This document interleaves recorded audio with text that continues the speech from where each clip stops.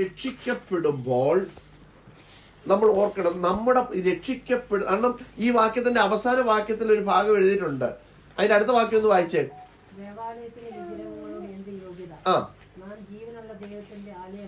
കണ്ടോ, നാം ജീവനുള്ള ദൈവത്തിന്റെ ആലയമല്ലോ. അപ്പൊ നോക്കിയേ, നമ്മള് ഈ ദൈവത്തിന്റെ ആലയമല്ലായിരുന്നു.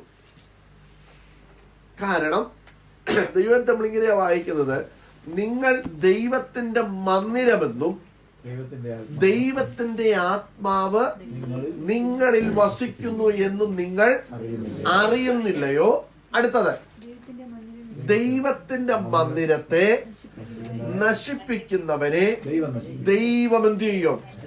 നശിപ്പിക്കും. അപ്പൊ നോക്കിയേ, പഴയ നിയമത്തിൽ നമുക്കറിയാം, യെരൂശലേം ദേവാലയത്തിൽ ദൈവത്തിന്റെ പ്രതിപുരുഷനായിട്ടും മഹാപുരോഹിതൻ വർഷത്തിലൊരിക്കൽ അതിപരിശുദ്ധ സ്ഥലത്ത് ഇറങ്ങി വരുന്നു. ദൈവത്തിന്റെ ഷെക്കേനെ അവിടെ ഇറങ്ങി വരുന്നു, ദൈവത്തിന്റെ സാന്നിധ്യം അവിടെ ഇറങ്ങി വരുന്നു. അതിന് ഭയങ്കര ക്രൈറ്റീരിയകൾ ഉണ്ടായിരുന്നു. മഹാപുരോഹിതൻ ചെല്ലേണ്ടതിന് മുൻപേ എബ്രായ ലേഖനത്തിൽ നമ്മൾ വായിക്കുന്നത്, മഹാപുരോഹിതനായ കർത്താവിനെ കുറിച്ചും ഈ ഭൂമിയിലെ മഹാപുരോഹിതന്മാരെ കുറിച്ചും ഒന്ന് താരതമ്യം ചെയ്ത് പഠിപ്പിക്കുമ്പോൾ അവിടെ ഇങ്ങനെയാണ് പറഞ്ഞിരിക്കുന്നത്, ഈ മഹാപുരോഹിതന്മാരെ പോലെയുള്ള അല്ല, അവർക്ക് വേണ്ടി ആദ്യം എന്ത് ചെയ്യണം? യാഗം കഴിക്കണം എന്ന് പറഞ്ഞാൽ, അന്ന് പാപത്തിന്റെ പരിഹാരം എന്ന് പറയുന്നത് യാഗമായിരുന്നു. അപ്പൊ ഈ മഹാപുരോഹിതൻ വർഷത്തിൽ ഒരു പ്രാവശ്യം കയറണമെങ്കിൽ അവൻ ആദ്യം എന്ത് ചെയ്യണം? അവരുടെ പാപത്തിന്റെ പരിഹാരത്തിന് വേണ്ടി ആദ്യം യാഗം കഴിക്കണം. യാഗം കഴിച്ച് സംഭവമെല്ലാം ഒന്ന് ക്രമീകരിച്ച് റെഡി ആയിട്ട് പുള്ളിക്ക് അങ്ങോട്ട് കയറാൻ പറ്റത്തുള്ളൂ, ഈ അതിപരിശുദ്ധ സ്ഥലത്തോട്ട് കയറാൻ പറ്റത്തുള്ളൂ. എന്നാൽ അവിടെ യേശു കർത്താവ് ഒരു മാറ്റം വരുത്തി. കർത്താവ് പറഞ്ഞു, നിങ്ങൾ തന്നെ ഇനി എന്തായിട്ട് മാറാൻ പോകുകയാ? ദൈവത്തിന്റെ ആലയമായിട്ട് മാറാൻ പോവാ. മനസ്സിലായോ? നമ്മൾ ഓരോരുത്തരും ദൈവത്തിന്റെ ആലയമായിട്ട് മാറി. എപ്പോഴെന്ന് ചോദിച്ചാൽ, നാം രക്ഷിക്കപ്പെട്ടപ്പോൾ, പ്രൈസ് ദി ലോർഡ്, നമ്മൾ കർത്താവിനെ ഹൃദയം കൊണ്ട് സ്വീകരിക്കുകയും വായ് കൊണ്ട് ഏറ്റുപറയുകയും ചെയ്തപ്പോൾ കർത്താവ് തന്നെ നമ്മുടെ ഉള്ളിലേക്ക് എന്ത് ചെയ്യാൻ വന്നു? പാർക്കാനായിട്ട് വന്നു. മനസ്സിലായോ? കർത്താവ് നമ്മിലേക്ക് വന്നു. അപ്പം ഈ ആലയം എന്ന് പറയുമ്പോൾ നമ്മൾ ഓർക്കണം, ദൈവവചനത്തിൽ പറഞ്ഞിരിക്കുന്ന ആലയം കർത്താവ് വസിക്കുന്നിടമാണ്. മനസ്സിലായോ? ദൈവാലയം എന്ന് പറഞ്ഞാൽ ദൈവം വസിക്കുന്ന സ്ഥലം, ദൈവം വസിക്കുന്ന സ്ഥലം. അപ്പം നോക്കിയേ, പുതിയ നിയമത്തിൽ പറയുകയാണ്, കൊരിന്ത്യർ ലേഖനത്തിലാണ് ആ വാക്യം, നിങ്ങൾ ദൈവത്തിന്റെ മന്ദിരമാണ്. ആ വാക്യം ഒന്ന് ഇംഗ്ലീഷിലൊന്ന് വായിച്ചേ. Don't you realize that all of you together are the temple of God, and that the Spirit of God lives in you? God will destroy anyone who destroys this temple, for God's temple is holy, and you are that temple. Stop deceiving yourselves. If you think you are wise.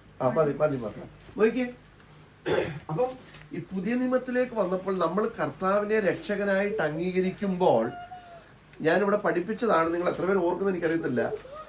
ഈ രക്ഷിക്കപ്പെടുക എന്ന് പറഞ്ഞാൽ കർത്താവിനെ നിങ്ങളുടെ, അല്ലെങ്കിൽ യേശുവിനെ നിങ്ങളുടെ കർത്താവായിട്ട്, യജമാനനായിട്ട്, Lord.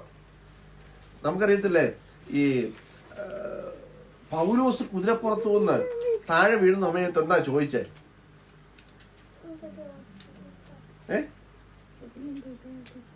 കർത്താവ് പിന്നെ സ്വർഗത്തിൽ നിന്നൊരു വെളിച്ചം മിന്നി, പൗലോസ് കുതിരപ്പുറത്തു നിന്ന് താഴെ വീണു.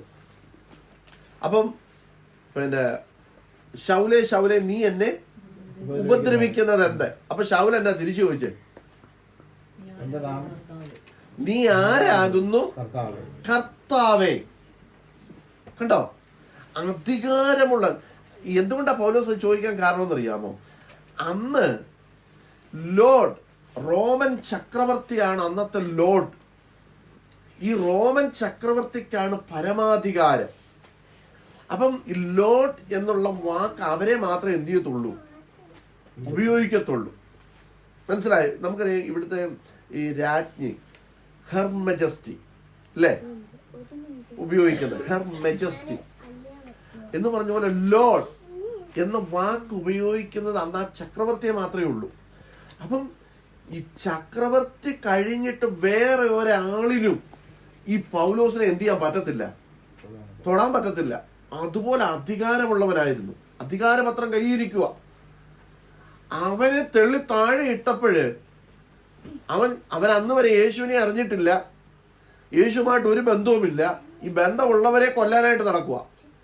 യവനെ തള്ളി താഴെ ഇട്ട് കഴിഞ്ഞപ്പോൾ അവന് മനസ്സിലായി, ചക്രവർത്തിയെക്കാട്ടിൽ വലിയവൻ എന്നെ എന്ത് ചെയ്തിട്ടുണ്ട്, തൊട്ടിട്ടുണ്ട്.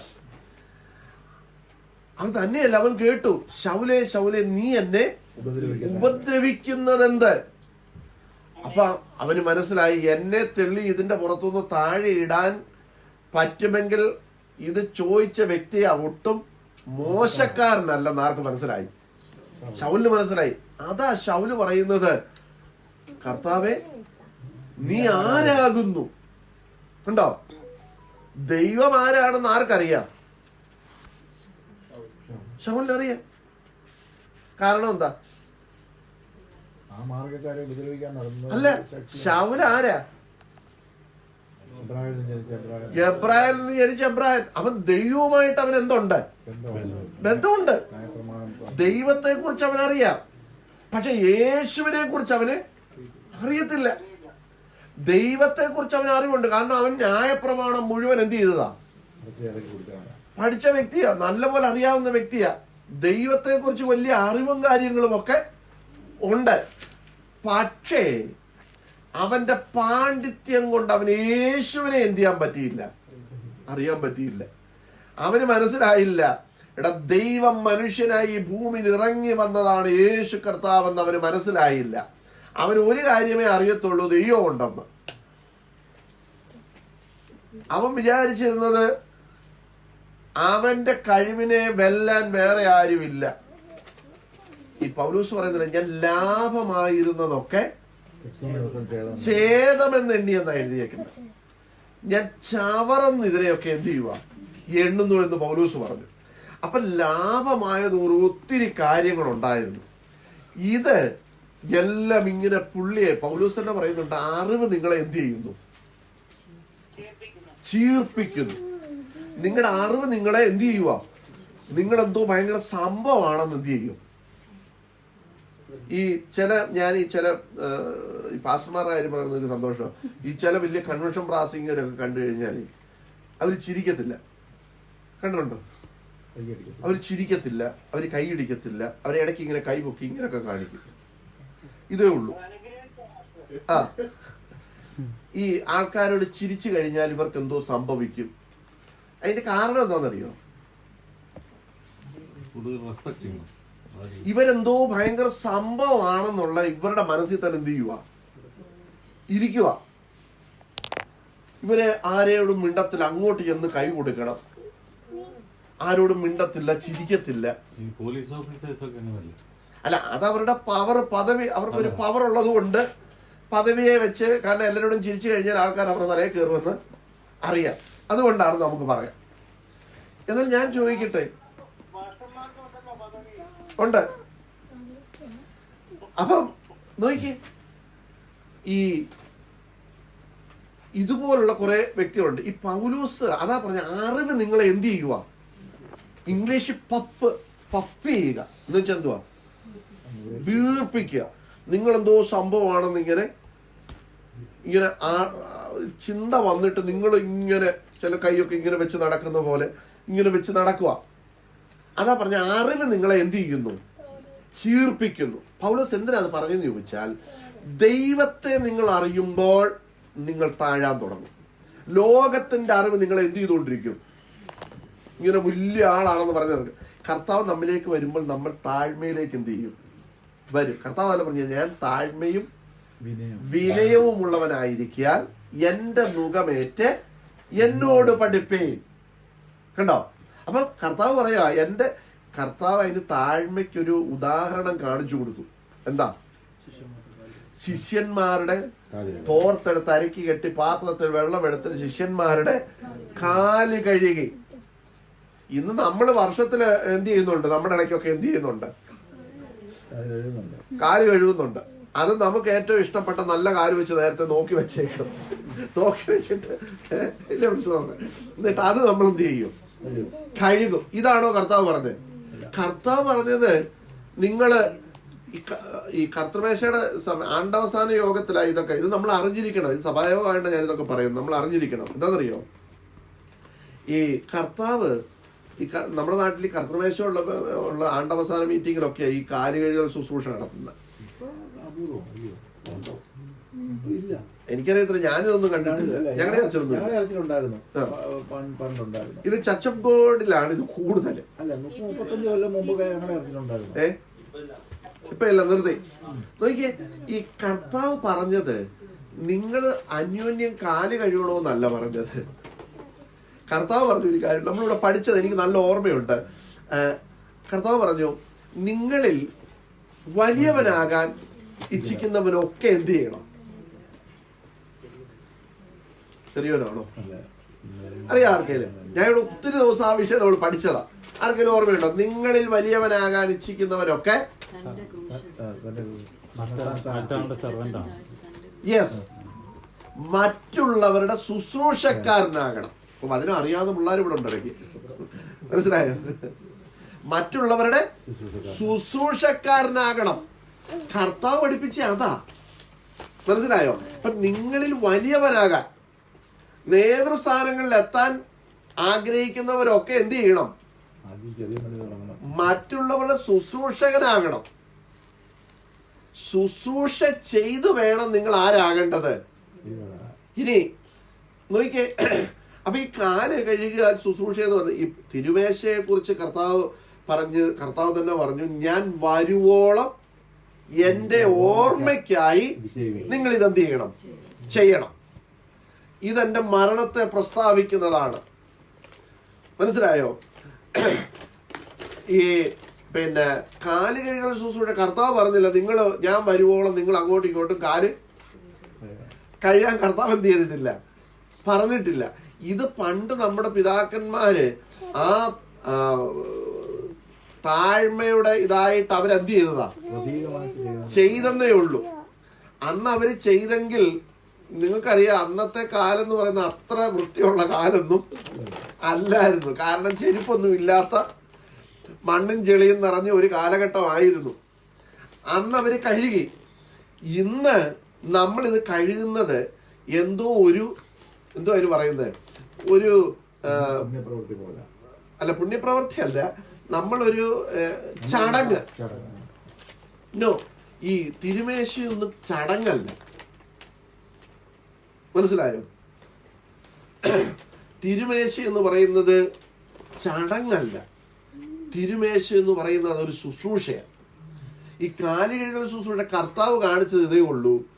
നിങ്ങൾ അന്യോന്യം, നിങ്ങളിൽ വലിയവനുമില്ല ചെറിയവനുമില്ല, നിങ്ങളെല്ലാവരും ഒരുപോലെ തന്നെയാണ്. കാരണം ഈ കർത്താവ് ഇത് എന്തുകൊണ്ടാണ് നിങ്ങളിൽ വലിയവനാകാൻ ഇച്ഛിക്കുന്നവൻ ഏറ്റവും ചെറിയവനും മറ്റുള്ളവരുടെ ശുശ്രൂഷക്കാരനും ആകണമെന്ന് പറഞ്ഞതിന്റെ കാരണം, ഈ ശിഷ്യന്മാർ തമ്മിൽ കർത്താവ് ഉള്ള സമയത്ത് തന്നെ ഈ ഞങ്ങളിൽ ആരാണ് വലിയവൻ? പത്രോസ് എപ്പോഴും കർത്താവിന്റെ കൂടെ കർത്താവ് കൊണ്ടുപോകുന്നതുകൊണ്ട് പത്രോസിനൊരു ചിന്തയുണ്ട്, ഞാനാണിതിൽ വലിയ പുള്ളി എന്ന് ഒരു ചിന്തയുണ്ട്. യാക്കോബിനും യോഹന്നാനും എന്തുണ്ട്? ഒരു ചിന്തയുണ്ട്. കാരണം കർത്താവ് എപ്പോഴും ഞങ്ങളെ എന്ത് ചെയ്യുന്നുണ്ട്, കൂടെ കൊണ്ടു നടക്കുന്നൊക്കെ ഉണ്ട് എന്നൊക്കെയുള്ളൊരു ചിന്ത. അപ്പൊ ഇവർക്ക് തന്നെ ഈ ഒരു ചിന്ത വന്നു, ഞങ്ങളാണ് കർത്താവ് കഴിഞ്ഞാൽ, കർത്താവ് പോയി കഴിഞ്ഞാൽ അടുത്ത ഞങ്ങളായിരിക്കും ഇവിടുത്തെ അടുത്ത കർത്താവ് എന്നുള്ള ഒരു ചിന്തയിൽ അവരിങ്ങനെ നടക്കുമായിരുന്നു. അപ്പൊ ഇവർ തമ്മിൽ ഒരു സംസാരവും കൂടെ വന്നു, ആരാണ് ഞങ്ങളിൽ വലിയ പുള്ളി കർത്താവ് പോയി കഴിഞ്ഞാൽ. കാരണം ഓൾറെഡി ഇവർ 10-12 പേരുള്ളതുകൊണ്ട് ഇവർക്ക് തന്നെ ഒരു ചിന്ത വന്നു, കർത്താവ് പോയി കഴിയുമ്പോഴത്തേക്ക് നമുക്ക് അടുത്ത ഒരു കമ്മിറ്റിയൊക്കെ എന്ത് ചെയ്യണം, ഒരു കമ്മിറ്റിയൊക്കെ കൂടി നമുക്ക് ഇതിനകത്തുനിന്ന് ഒരാളിനെ എന്ത് ചെയ്യണം, എടുക്കണം. കാരണം ഏതാണ്ടൊക്കെ ഇപ്പം ഈ സുവിശേഷം സ്പ്രെഡ് ആകാൻ തുടങ്ങിയിട്ടുണ്ട്, ചർച്ചകളൊക്കെ വരും. അപ്പം ചർച്ചകൾ വന്നു കഴിയുമ്പോൾ അതിന് ബിഷപ്പ് വേണം, പിന്നെ അതിൻ്റെ മേളത്തെ പുള്ളിയെ വേണം, ഇതെല്ലാം വേണം. ഇവർക്ക് തന്നെ ഒരു ചിന്ത വന്നപ്പോഴ് കർത്താവ് പറഞ്ഞു, എന്തുവാ നിങ്ങളുടെ സംസാരം, നിങ്ങൾ തമ്മിൽ എന്താ സംസാരിക്കുന്നതെന്ന് ചോദിച്ചാൽ പറഞ്ഞു, ഞങ്ങളിൽ വലിയവൻ ആരാണെന്നുള്ള ഒരു തർക്കം കർത്താവ് പറഞ്ഞു നിങ്ങളിൽ വലിയവൻ ആരാണെന്ന് ഇപ്പൊ തന്നെ ഞാൻ അങ്ങ് ഡിസൈഡ് ചെയ്തേ. കാരണം പോയി കഴിഞ്ഞാൽ പ്രശ്നം എന്ത് ചെയ്യണ്ട, ഉണ്ടാകണ്ട. ഏറ്റവും വലിയവനാകാൻ അല്ലെങ്കിൽ വലിയവനാകാൻ ആഗ്രഹിക്കുന്ന വ്യക്തി ആദ്യം എന്ത് ചെയ്യണം? ആദ്യം എന്ത് ചെയ്യണം? ഇങ്ങ് താഴെ വന്ന് ശുശ്രൂഷ എന്ത് ചെയ്യണം? മനസ്സിലായോ? ഈ ശുശ്രൂഷ ചെയ്തു കഴിയുമ്പോൾ നിങ്ങൾ ആരായിട്ട് മാറും? നിങ്ങൾ വലിയവനായിട്ട് മാറും. മനസ്സിലായോ? അതിന്റെ അർത്ഥം നിങ്ങൾ ചെറിയ ശുശ്രൂഷ ചെയ്ത് വലിയ പുള്ളി ആവുമെന്നല്ല പറഞ്ഞതിന്റെ അർത്ഥം. വലിയവനായിട്ട് നിനക്ക് ദൈവസേനയിൽ തീരണമെങ്കിൽ നീ ഏറ്റവും താഴേക്ക് എന്ത് ചെയ്യണം? ഇറങ്ങി വരണം. അതിന്റെ അർത്ഥം എന്താണെന്ന് ചോദിച്ചാൽ കർത്താവ് പറഞ്ഞത് ഞാൻ അങ്ങ് ഉയരത്തിലിരുന്ന വ്യക്തിയാ, എൻ്റെ പിതാവിന്റെ അടുക്കലിരുന്ന വ്യക്തിയാ. ഞാൻ എന്ത് ചെയ്തു? ഇങ്ങ് താഴേക്ക് ഇറങ്ങി വന്നു. നമ്മൾ വായനത്തിൽ വായിക്കുന്ന പോലെ തന്നെ തന്നെ താഴ്ത്തി ക്രൂശുമരണത്തോളം തന്നെ തന്നെ എന്ത് ചെയ്യുന്നു? താഴ്ത്തി. 53-ാം അധ്യായം, യെശയ്യാപ്രവചനം 53-ാം അധ്യായത്തിൽ നമ്മൾ വായിക്കുന്നത് എന്താ? രോമം കത്രിക്കുന്നവരുടെ മുൻപിൽ മിണ്ടാതെ നിൽക്കുന്ന കുഞ്ഞാടിനെ പോലെ അവരെന്ത് ചെയ്തു? നിങ്ങളൊന്ന് വായിച്ചേ. 53-ാം, നമ്മളിത് അറിഞ്ഞിരിക്കണം കർത്താവിന്റെ താഴ്മ. 53-ാം അധ്യായം, യെശയ്യാപ്രവചനം 53-ാം അധ്യായം വേഗത്തിൽ വായിക്കാം. ഞങ്ങൾ കേൾപ്പിച്ചത് ആർ വിശ്വസിക്കും? കൊല്ലുവാൻ കൊണ്ടുപോകുന്ന കുഞ്ഞാടിനെ പോലെയും രോമം കത്തിരിക്കുന്നവരുടെ മുമ്പാകെ മിണ്ടാതിരിക്കുന്ന ആടിനെ പോലെയും അവൻ വായെ തുറക്കാതിരുന്നു. അവൻ പീഡനത്താലും ശിക്ഷവിധിയാലും എടുക്കപ്പെട്ടു. ജീവനുള്ളവരുടെ ദേശത്ത് നിന്ന് അവൻ ഛേദിക്കപ്പെട്ടു എന്നും അവന്റെ ജനത്തിന്റെ അതിക്രമ നിമിത്തം അവന്റെ ദണ്ഡനം വന്നുവെന്നും അവന്റെ തലമുറയിൽ ആർ വിചാരിച്ചു. അവൻ സാഹസം ഒന്നും ചെയ്യാതെയും. കണ്ടോ? നോക്കിക്കേ, അവിടെ പറയുന്നത് ആര് ചിന്തിച്ചു? എല്ലാരും ചിന്തിച്ച് എന്താണെന്നറിയാമോ? പിതാവ് അവനെ തകർത്ത് കളഞ്ഞതാണ്. എല്ലാരും ചിന്തിച്ചവനെ യവൻ എന്തോ വലിയ കാര്യം ചെയ്തിട്ട് യവനെ കൊന്നു കളഞ്ഞതാണ്. പക്ഷേ അവിടെ നമ്മൾ ആ വായിച്ച വാക്യത്തിൽ എന്താ പറഞ്ഞിരിക്കുന്നത്? ആ വാക്യം ഒന്നുകൂടെ വായിച്ച് പ്രിൻസിപ്പളെ. അവൻ വാ തുറക്കാതെയിരുന്നു. അടുത്തത് അവൻ പീഡനത്താലും ശിക്ഷാവിധിയാലും എടുക്കപ്പെട്ടു. അടുത്തത് ജീവനുള്ളവരുടെ ദേശത്ത് നിന്ന് അവൻ ഛേദിക്കപ്പെട്ടു. ജനത്തിന്റെ അതിക്രമ നിമിത്തം അവന്റെ ദണ്ഡനം വന്നുവെന്നും. ആ വാക്യം നിങ്ങൾ ശ്രദ്ധിച്ചോണം. ജനത്തിന്റെ അതിക്രമ നിമിത്തം അവന് ദണ്ഡനം വന്നു എന്നും അവന്റെ തലമുറയിൽ ആർ വിചാരിച്ചു? ആരെങ്കിലും വിചാരിച്ചോ? അടുത്ത വാക്യം എന്നാ പറഞ്ഞേക്കുന്നത്? അവൻ സാഹസമൊന്നും ചെയ്തില്ല. ശ്രദ്ധിച്ചേ, ആ തലമുറയിലുള്ളവരെല്ലാം പറഞ്ഞു അവനെ ക്രൂശിക്ക. അപ്പൊ പീലാത്തോസ് ചോദിച്ചു ഇവനെ എന്തിനാ ക്രൂശിക്കുന്നത്? പീലാത്തോസ് ചോദിച്ചു അവരെന്താ പറഞ്ഞേ?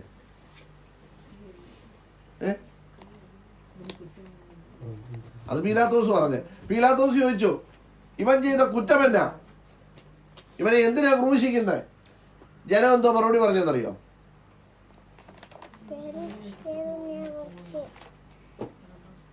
അല്ല, അവനെ ക്രൂശിക്ക. മറുപടി ഒന്നും എത്തിയതില്ല. അത് പിന്നെ പറഞ്ഞത് മഹാപുരോഹിതന്മാരാ പറഞ്ഞത്. ഇവൻ മന്ദിരം പൊളിച്ച് 3 ദിവസം കൊണ്ട് പണിയുമെന്ന് പറഞ്ഞു. ഇവൻ തന്നെത്താൻ ദൈവമാണെന്ന് എന്ത് ചെയ്തു? പറഞ്ഞു എന്നൊക്കെ അവര് പറഞ്ഞു.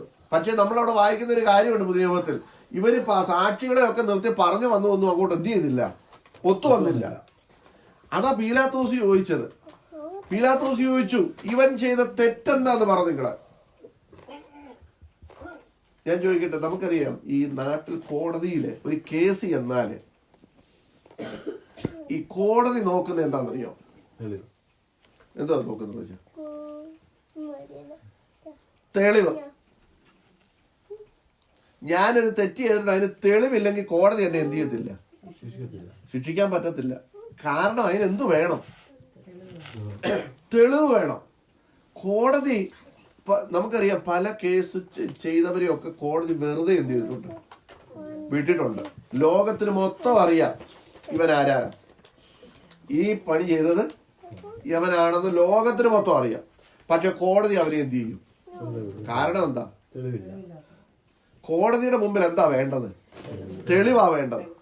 അതാ പീലാത്തോസ് ചോദിച്ചത്, ഇവൻ ചെയ്ത തെറ്റെന്താ, നിങ്ങൾ പ്രൂവ് ചെയ്യും, തെളിവ് കൊണ്ടുപോവാ. പക്ഷെ ജനം പറഞ്ഞു അവനെ ക്രൂശിക്ക. നോക്കിയേ, അപ്പം കർത്താവ് ഈ ഭൂമിയിലേക്ക് ഇറങ്ങി വന്നു. ഇവിടെ നമ്മൾ വായിക്കുന്നത് ആ അന്നത്തെ തലമുറയെല്ലാം പറഞ്ഞു അവനെ എന്ത് ചെയ്യണം, ക്രൂശിക്കണം. പക്ഷേ ജനത്തിന്റെ അതിക്രമം നിമിത്തമാണ്, പാപം നിമിത്തമാണ് അവൻ ദണ്ഡനം സഹിച്ചതെന്ന് ആ തലമുറയിൽ ആർ വിചാരിച്ചു? അങ്ങനല്ലേ എഴുതിയിരിക്കുന്നത്?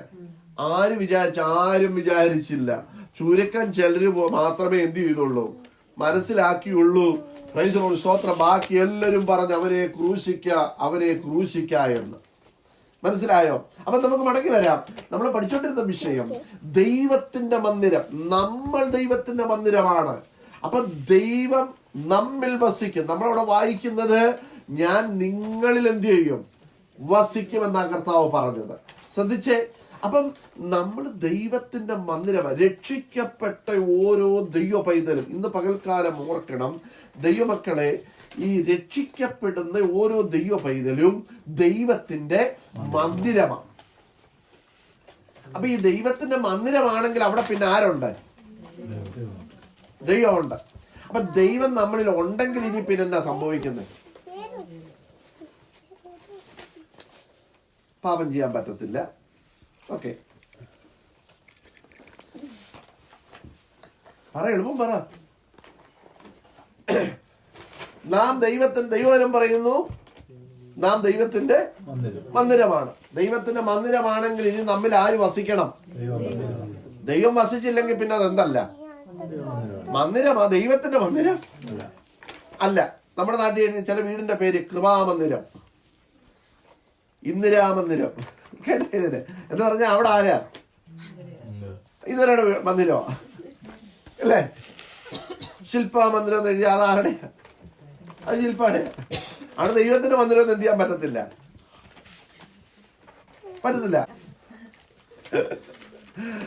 നോക്കിയേ, വിശ്വാസ മന്ദിരം. അതിന്റെ അർത്ഥം എന്നാ? വിശ്വാസികളുടെ മന്ദിരം. വിശ്വാസത്താലുള്ളവരുടെ, ജീവിക്കുന്നവരുടെ മന്ദിരം. അപ്പൊ നോക്കിയേ, ദൈവത്തിന്റെ മന്ദിരം എന്ന് പറഞ്ഞാൽ അവിടെ എന്ത് വേണം? അപ്പൊ ദൈവം ഇല്ലെങ്കിൽ നമ്മൾ ആരാ?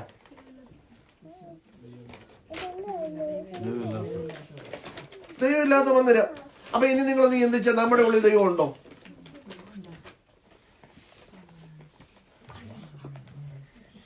ഇതൊക്കെ പറഞ്ഞ ഞങ്ങൾക്ക് ഇതൊന്നും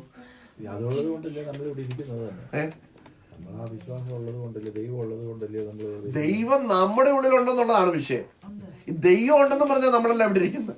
കാരണം ഇന്ന് ഞാൻ ഇതുകൂടെ നമ്മൾ പഠിച്ചിരിക്കണം. ഈ പെന്തിക്കോസുകാരെ കൂടി വരുന്നത് എന്തിനാണെന്നറിയോ? നമ്മളിൽ ദൈവം ഉണ്ടെന്നാണ് നമ്മൾ വിശ്വസിക്കുന്നത്. നമ്മളിൽ ദൈവം ഉണ്ടായിട്ടൊന്നും അല്ല നമ്മൾ ഈ കൂടി വരുന്നത്. ഞാൻ പറയാം, നമ്മൾ ദൈവത്തിന്റെ കൂടാണ്. ദൈവം നമ്മുടെ കൂടെ ഉണ്ടെന്നും പറഞ്ഞ് നമ്മൾ എന്ത് ചെയ്യുക? ഞാൻ ചോദിക്കട്ടെ, ദൈവം നമ്മളിൽ ഉണ്ടെങ്കിൽ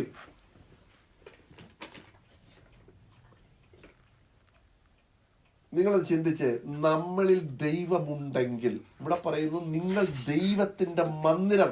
ദൈവവചനം പഠിക്കുമ്പോൾ ഉണ്ടല്ലോ, നമ്മൾ പല കാര്യങ്ങളും നമ്മൾ സീറോ ആണെന്നുള്ളത് എന്ത് ചെയ്യും? മനസ്സിലാവും. എനിക്ക് മനസ്സിലാകാറുണ്ട്. അതാ ഞാൻ പറഞ്ഞു. ഈ നിങ്ങൾ ദൈവത്തിന്റെ മന്ദിരമാണെന്ന് പറഞ്ഞാൽ ദൈവം നിങ്ങളുടെ ഉള്ളിലുണ്ട്. നിങ്ങൾ ദൈവത്തിന്റെ മന്ദിരമെന്നും ദൈവത്തിന്റെ ആത്മാവ് നിങ്ങളിൽ വസിക്കുന്നു എന്ന് പറഞ്ഞാൽ ദൈവം നിങ്ങൾ എന്ത് ചെയ്യുക? കർത്താവ് ഇവിടുന്ന് പോയപ്പോ എന്നാ പറഞ്ഞേ? ഞാൻ പോകുന്നത് നിങ്ങൾക്ക് നല്ലത്. ഞാൻ പോകാഞ്ഞാൽ പരിശുദ്ധാത്മാവെന്ന കാര്യസ്ഥൻ നിങ്ങളുടെ അടുക്കൽ എന്ത് ചെയ്യത്തില്ല? വരത്തില്ല. ഞാൻ പോയാൽ മാത്രമേ അവൻ എന്ത് ചെയ്യത്തുള്ളൂ? വരത്തുള്ളൂ. ഞാൻ ചെന്നിട്ട് വേണം പിതാവിന് അവനെ ഇങ്ങോട്ട് എന്ത് ചെയ്യണം? എന്തിനാ? നിങ്ങളുടെ കൂടെ ഇരിക്കാൻ. ഞാൻ പറഞ്ഞിട്ടുണ്ട്, പരിശുദ്ധാത്മാവിനെ എന്തിനാ തന്നത്? പാപത്തെക്കുറിച്ചും നീതിയെക്കുറിച്ചും നമുക്ക് ബോധ്യം തന്ന് നമ്മളെ ഒരുക്കി. ഞാൻ ഒരാഴ്ച പറഞ്ഞതാ, ഈ എലയാസറിനെ കുറിച്ചൊക്കെ ഞാൻ പറഞ്ഞു, ഓർമ്മയുണ്ട് നിങ്ങൾക്ക് ആർക്കെങ്കിലും? ഒരുക്കി, സഭയാകുന്ന മണവാട്ടിയെ ഒരുക്കി. പൗലോസ് അതിനെ കുറിച്ച് പറഞ്ഞെന്താണെന്നറിയാമോ? ഓർമ്മയുണ്ടോ? ഞാനിവിടെ പറഞ്ഞ 2 കൊരിന്ത്യർ ലേഖനം 11-ാം അധ്യായത്തിലാണെന്ന് തോന്നുന്നു. നിങ്ങളെ നിർമ്മല കന്യകയായിട്ട്. ഓർമ്മയുണ്ടോ വാക്യം ആർക്കെങ്കിലും? ക്രിസ്തു എന്ന ഏക പുരുഷന് നിങ്ങളെ നിർമ്മല കന്യകയായിട്ട് ഏൽപ്പിച്ചു കൊടുക്കുക. അങ്ങനെയല്ലേ എഴുതിയിരിക്കുന്നത്? ഏൽപ്പിപ്പാൻ എന്ത് ചെയ്തിരിക്കുന്നു? വിവാഹ നിശ്ചയം ചെയ്തിരിക്കുന്നു. കണ്ടോ? 2 ലേഖനം 11-ാം അധ്യായം 2-ാമത്തെ വാക്യം. ഞാൻ നിങ്ങളെ കുറിച്ച് ദൈവത്തിന്റെ എരിവോടെ എരിയുന്നു. ക്രിസ്തു എന്ന ഏകപുരുഷന്. കണ്ടോ? ക്രിസ്തു എന്ന ഏക പുരുഷന് നിർമ്മല കന്യകയായിട്ട്. അപ്പൊ നോക്കിക്കേ, കന്യകയുടെ പ്രത്യേകത നിർമ്മല കന്യകയായിരിക്കണം വിവാഹത്തിന് ഏൽപ്പിച്ചു കൊടുക്കുന്നത്. അതിന്റെ തെളിവാണ് ജോസഫ് മറിയെ എന്ത് ചെയ്തത്? ഗൂഢമായിട്ട് ഉപേക്ഷിക്കാൻ ശ്രമിച്ചത്. ഇല്ലേ? നമ്മളിവിടെ വായിക്കുന്നുണ്ട്. ദൈവത്തിന്റെ ദൂതൻ വന്നിട്ട് പറഞ്ഞു, അവൾ പരിശുദ്ധാത്മാവിനാൽ ഗർഭവതിയായിരിക്കുന്നു. ജോസഫ് വിചാരിച്ചു ഇവളെ ലോകാപവാദം വരാതിരിക്കാൻ ലോകാപവാദം വരാതിരിക്കാൻ ഗൂഢമായിട്ട് എന്ത് ചെയ്യാം? ഉപേക്ഷിക്കാം. അങ്ങനെ ഇരിക്കുമ്പോഴാണ് വന്നിട്ട് പറഞ്ഞത്, നീ അവളെ എന്ത് ചെയ്യരുത്? ഉപേക്ഷിക്കരുത്. പരിശുദ്ധാത്മാവിനാലാണ് അവളിൽ ഉൽപ്പാദിതമായിരിക്കുന്നത്. അതുകൊണ്ട് നീ അവളെ എന്ത് ചെയ്യരുത്? ഉപേക്ഷിക്കരുത്. കണ്ടോ? അപ്പൊ നോക്കിയേ, നിർമ്മല കന്യക. യഹൂദന്റെ നിയമം അനുസരിച്ച് പെൺകുട്ടിക്ക് എന്തെങ്കിലും അപവാദമുണ്ടെങ്കിൽ മോശയുടെ ന്യായപ്രമാണ പ്രകാരം അവളെ എന്തോ ചെയ്യണം? കല്ലെറിഞ്ഞു കൊല്ലണം. ഇനി അവിടെ വീട്ടുകാരെ ഭ്രഷ്ട് കൽപ്പിക്കും. അപ്പൊ അതാ പറഞ്ഞ ലോകാപവാദം വരാതിരിക്കാൻ. അപ്പൊ അങ്ങനെയാണെങ്കിൽ ഇവിടെ പൗലോസ് പറയുകയാണ്, ക്രിസ്തു എന്ന ഏക പുരുഷന് നിങ്ങളെ നിർമ്മല കന്യകയായിട്ട് ഏൽപ്പിച്ചു കൊടുപ്പാൻ വിവാഹ നിശ്ചയം ചെയ്തിരിക്കുന്നു. കണ്ടോ? അപ്പൊ ഇനി ഓർക്കണം, ദൈവത്തിന്റെ മന്ദിരമാണ് നമ്മെങ്കിൽ ദൈവത്തിന്റെ ആത്മാവ് നമ്മളിൽ എന്ത് ചെയ്യുന്നു? വസിക്കുന്നു. ദൈവത്തിന്റെ ആത്മാവ് നമ്മിൽ വസിക്കുന്നുണ്ടെങ്കിൽ ഇനി നമ്മെ നയിക്കുന്നത് ആരായിരിക്കണം? ദൈവാത്മാവ്. അപ്പൊ ദൈവാത്മാവ് നമ്മെ നയിക്കുമ്പോൾ നാം അത് കേൾക്കാതെ പോകുന്നു എങ്കിൽ ഈ ആത്മാവ് എന്തോ ചെയ്യും?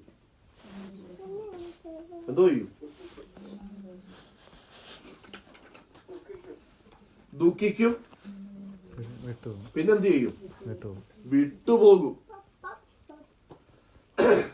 നമ്മൾ ഇപ്പോഴും വരുന്നത് എന്താണെന്നറിയാമോ? നമ്മൾ പറയും ദൈവം നമ്മിലുള്ളത് കൊണ്ടാണ് വരുന്നത് എന്നൊക്കെ നമ്മൾ പറയും. നല്ല കാര്യം, ആ ഒരു ചിന്തയും വിശ്വാസവും നല്ലതാണ്. പക്ഷേ ഞാൻ ചോദിക്കട്ടെ, ദൈവത്തിന്റെ ആത്മാവ് ഈ മന്ദിരത്തിൽ നിന്ന് പോയതാരെങ്കിലും അറിഞ്ഞു? ആരും അറിഞ്ഞിട്ടില്ല. പലരുടെയും മന്ദിരത്തിൽ നിന്ന് ആര് പോയി? കാരണം എന്താണെന്നറിയോ? ഈ ദൈവാത്മാവ് പോയതിന്റെ കാരണം എന്താണെന്നറിയോ? ഈ പഠിപ്പിക്കുന്നവര്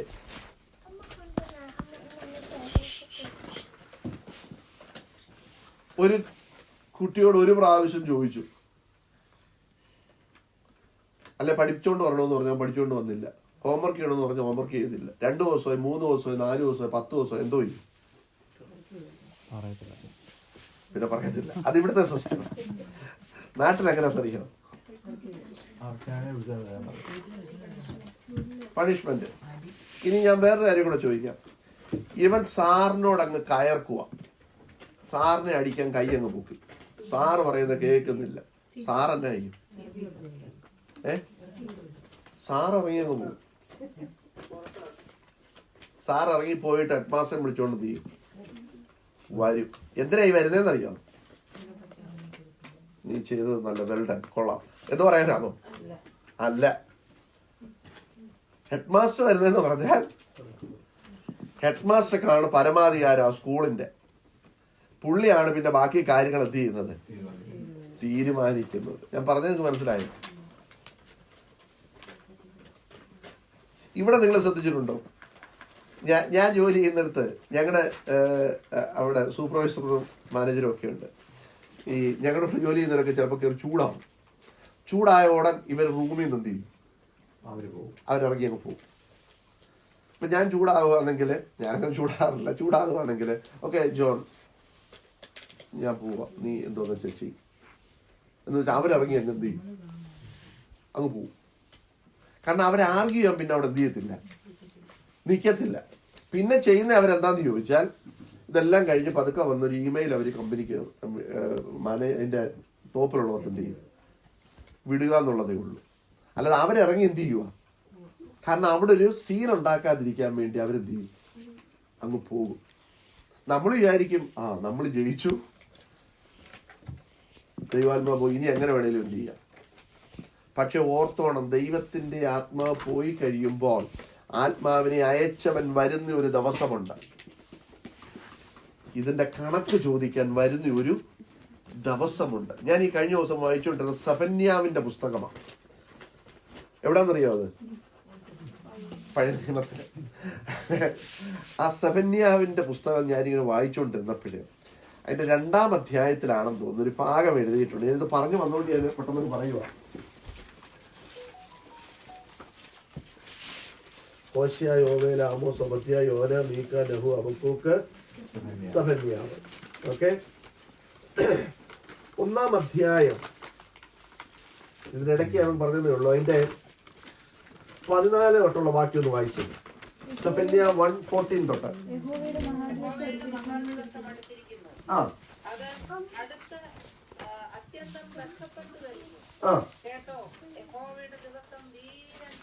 അവിടെ കഠിനമായി നിലവിളിക്കുന്നു.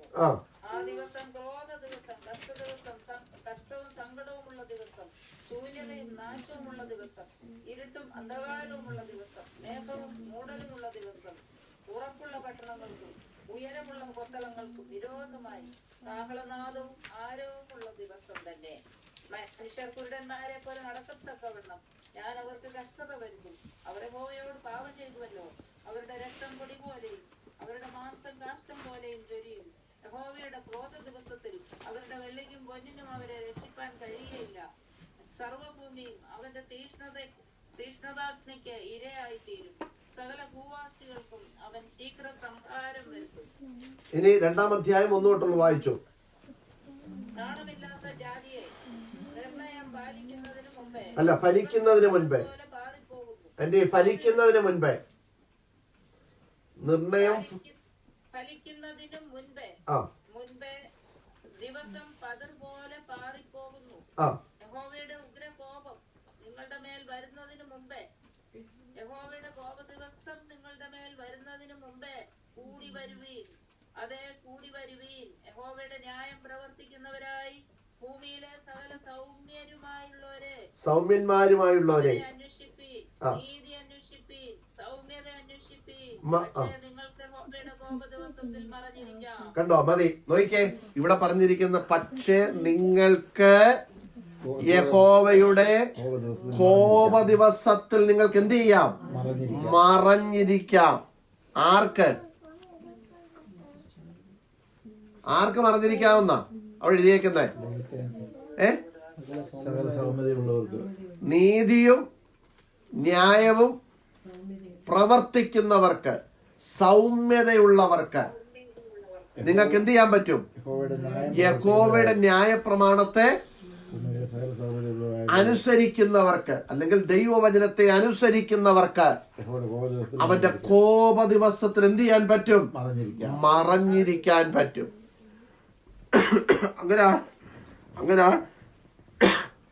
അങ്ങനാണെങ്കിൽ അതിന്റെ ഓപ്പോസിറ്റ് നിങ്ങളൊന്ന് ചിന്തിച്ചു നോക്കി. ഇല്ലാത്തവർക്ക് അതിന്റെ ഓപ്പോസിറ്റ് ഒന്ന് ചിന്തിച്ചു നോക്കി. ദിവസം വരുമ്പോ അവരും അതിനകത്ത് ഉൾപ്പെടും. ശ്രദ്ധിക്കണം, നിങ്ങൾ അറിഞ്ഞിരിക്കണം മക്കളെ. എന്നെ പറ്റി കുഴപ്പമില്ല. ഓക്കെ, നിങ്ങൾ അതിന്റെ ഇംഗ്ലീഷിൽ നിങ്ങളത് നോക്കിയോ? വായിച്ചത് നിങ്ങൾ അതിന്റെ ഓപ്പോസിറ്റ് ഇപ്പൊ ഒന്ന് ചിന്തിച്ചു നോക്കിക്കേ. യഹോവയുടെ കോപ ദിവസം, അടുത്തത് ക്രോധ ദിവസം. രണ്ട് പേരാ അവിടെ കൊടുത്തേക്കുന്നത് അല്ലേ? ഒന്ന് കോപ ദിവസം എന്നുണ്ട്, രണ്ട് ക്രോധ ദിവസമുണ്ട്. ഈ രണ്ട് കോപ ദിവസത്തിലാണ് ക്രോധം എന്ത് ചെയ്യുന്നത്. ഈ കോപവും ക്രോധവും തമ്മിലുള്ള വ്യത്യാസം തന്നെ. കോപം എന്ന് പറഞ്ഞാൽ അത് നമുക്ക് കുറച്ച് നേരം കഴിയുമ്പോൾ അത് മാറും. ക്രോധം എന്ന് പറഞ്ഞാൽ അതൊരു സംഹാരമാണ്. യെസ്, കോപം നമുക്ക് വന്നു, അത് ജ്വലിച്ചു വരുന്നതാണ് ഏത്? ക്രോധമെന്ന് പറയുന്നത്. ആ ക്രോധത്തിന് മുമ്പിൽ നമുക്ക് എന്ത് ചെയ്യാൻ പറ്റത്തില്ല, നിൽക്കാൻ പറ്റത്തില്ല. ഇവിടെ രണ്ടു പേരും പറയുന്നുണ്ട്, ഒന്ന് കോപ ദിവസമെന്നും രണ്ട് ക്രോധ ദിവസമെന്നും. ഇവിടെ പറഞ്ഞിരിക്കുന്നത്, നാം വായിക്കുന്നത് 1:14 നമ്മളിങ്ങനെ യഹോവയുടെ മഹാദിവസം അടുത്തിരിക്കുന്നു, അത് അത്യന്തം ബന്ധപ്പെട്ടു വരുന്നു. അടുത്ത ശ്രദ്ധിക്കണം, കേട്ടോ എന്ന് പറഞ്ഞാൽ എന്നാ? കേട്ടോളാൻ. നമ്മൾ പറയത്തില്ലേ, ഞാൻ പറഞ്ഞ കേട്ടോ എന്ന് നമ്മൾ പറയത്തില്ലേ? ഞാൻ പറഞ്ഞ കേട്ടോ എന്ന് പറഞ്ഞാൽ വാണിങ്. നീ തെറ്റിച്ചാൽ നിനക്ക് എന്തുണ്ട്? ശിക്ഷയുണ്ട്. ഇവിടെ പറയുന്നു കേട്ടോ, യഹോവയുടെ ദിവസം വീരൻ അവിടെ കഠിനമായി നിലവിളിക്കും. അത് ക്രോധ ദിവസം, കഷ്ടവും സങ്കടവുമുള്ള ദിവസം, ശൂന്യതയും നാശവുമുള്ള ദിവസം. ഒറ്റ വാക്കിൽ പറഞ്ഞാൽ ആർക്കും, അവിടെ പറഞ്ഞ വീരൻ കഠിനമായിട്ട് എന്ത് ചെയ്യുക? നിലവിളിക്കുക. അങ്ങനെ എഴുതിയിരിക്കുന്നത്. അങ്ങനെ ആണെങ്കിൽ ഒരു മനുഷ്യനും പിടിച്ചു നിൽക്കാൻ കഴിയാത്ത പോലുള്ള ദിവസമാണ് എന്ത് ചെയ്യുന്നത്? വരാൻ പോകുന്നത് ക്രോധ ദിവസം. നമുക്കറിയാം ഇന്ന് നമ്മുടെ ചൂട് എന്തായി. നമ്മുടെ ഇവിടെ നമുക്ക് കുഴപ്പമില്ല. കഴിഞ്ഞ ദിവസം എൻ്റെ കൂടെ ജോലി ചെയ്യുന്ന പുള്ളിക്കാരി പറയാ, പോർച്ചുഗീസിൽ അല്ല ഗ്രീസില് 54 ഡിഗ്രി അന്നത്തെ കാണിച്ചത്.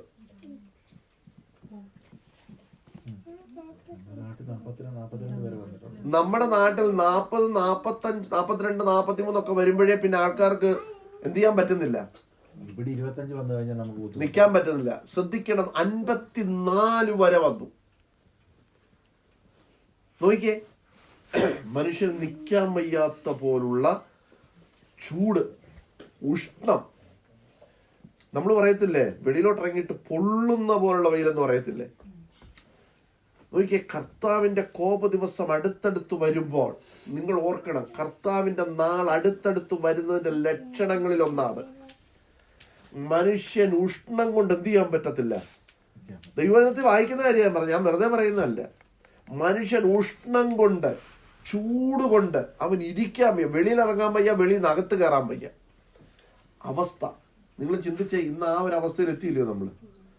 കേരളത്തിൽ, വിദേശ രാജ്യ ഗൾഫ് കൺട്രികളിലൊക്കെ മനുഷ്യൻ വെയിലത്ത് നിന്ന് ജോലി ചെയ്യാൻ വയ്യാത്ത സാഹചര്യങ്ങൾ എത്തി. നിങ്ങൾ ഓർക്കണം, ഇതെന്തിനെ കാണിക്കുന്നു? കർത്താവിന്റെ വരവിനെ കാണിക്കുന്നു. അവന്റെ കോപ ദിവസത്തെ ഇത് എന്ത് ചെയ്യുക? വെളിവാക്കുകയാണ്. ഇവിടെ പറയുന്നു, അന്ധകാരമുള്ള ദിവസം, ശൂന്യതയുള്ള ദിവസം, കൂരിരുട്ടുള്ള ദിവസം. നോക്കിക്കേ, ഇതെല്ലാം വരുമ്പോൾ ദൈവമക്കളെ ഇതെന്തിനാണ് എഴുതി വെച്ചതെന്ന് ചോദിച്ചാൽ, പ്രവാചകന്മാരിൽ കൂടെ ദൈവത്തെ നമ്മൾ വായിക്കുന്നു, തൻ്റെ ദാസന്മാരെ അറിയിക്കാതെ ദൈവം ഒന്നും എന്ത് ചെയ്യത്തില്ല. അങ്ങനെയാണെങ്കിൽ ദൈവമക്കളെ, ഇത് വായിക്കുന്നവൻ അറിഞ്ഞുകൊള്ളണം, ഇത് പഠിക്കുന്നവൻ അറിഞ്ഞുകൊള്ളണം. കർത്താവ് പറഞ്ഞു, ഇതാ ഞാൻ വേഗം വരുന്നു, ഓരോരുത്തരും കൊടുക്കുവാനുള്ള കൂലി പ്രതിഫലവുമെല്ലാം എൻ്റെ പക്കൽ ഉണ്ട്. കണ്ടോ? അപ്പൊ ഇത് കാണിക്കുന്നത്, ദൈവമക്കളെ, ഇന്ന് പകൽ ഞാൻ പറഞ്ഞ വിഷയത്തിലേക്ക് വരട്ടെ. ഞാനിത് സന്ദർഭവശാൽ ഇത് ഞാൻ വായിച്ചൊന്ന് പറഞ്ഞെന്ന് മാത്രമേ ഉള്ളൂ. ഞാൻ പറയട്ടെ, ദൈവമക്കളെ, നാം ദൈവത്തിന്റെ മന്ദിരമെന്ന് പറയുമ്പോൾ ദൈവം നമ്മിലുണ്ടോ? നമ്മൾ ചിന്തിക്കേണ്ട വിഷയമാണ്. നമ്മളിവിടെ വന്ന് ഒരുമിച്ച് കൂടി ഭവനത്തിന് വേണ്ടി പ്രാർത്ഥിച്ചു, അല്ലെ നമ്മൾ ഒരുമിച്ച് ഒരു ക്ലാസ് റൂമിൽ കൂടി കൈയടിച്ചു, പാട്ടുപാടി, ഇന്ന് കർത്താവ് നിങ്ങളെ അനുഗ്രഹിക്കുന്നു, കർത്താവ് നിങ്ങളെ അത് ചെയ്യാൻ പോകുന്നു, ഇത് ചെയ്യാൻ പോകുന്നു എന്നെല്ലാം പറഞ്ഞു വിടുമ്പോൾ ഓർക്കണം, ഞാൻ നിങ്ങളെ ചതിക്കുക. കാരണം നിങ്ങൾക്ക് നിങ്ങളെ തന്നെ ശോധന ചെയ്യാനുള്ള അവസരം ഞാൻ തരുന്നില്ല. കാരണം ഞാൻ പറയുക, ദൈവം നിങ്ങളെ എന്ത് ചെയ്യാൻ പോവാ? ഇന്ന് അനുഗ്രഹിക്കാൻ പോവാ. അപ്പൊ നിങ്ങൾക്ക് ഭയങ്കര സന്തോഷമായി. കർത്താവ് പറഞ്ഞല്ലോ, അല്ല പാസ്റ്റർ പറഞ്ഞല്ലോ, ഇന്ന് ദൈവം നമ്മളെ അനുഗ്രഹിക്കാൻ പോവാന്ന്. നമ്മളെ തന്നെ ശോധന ചെയ്യാൻ നമുക്ക് പറ്റിയോ? ഇല്ല.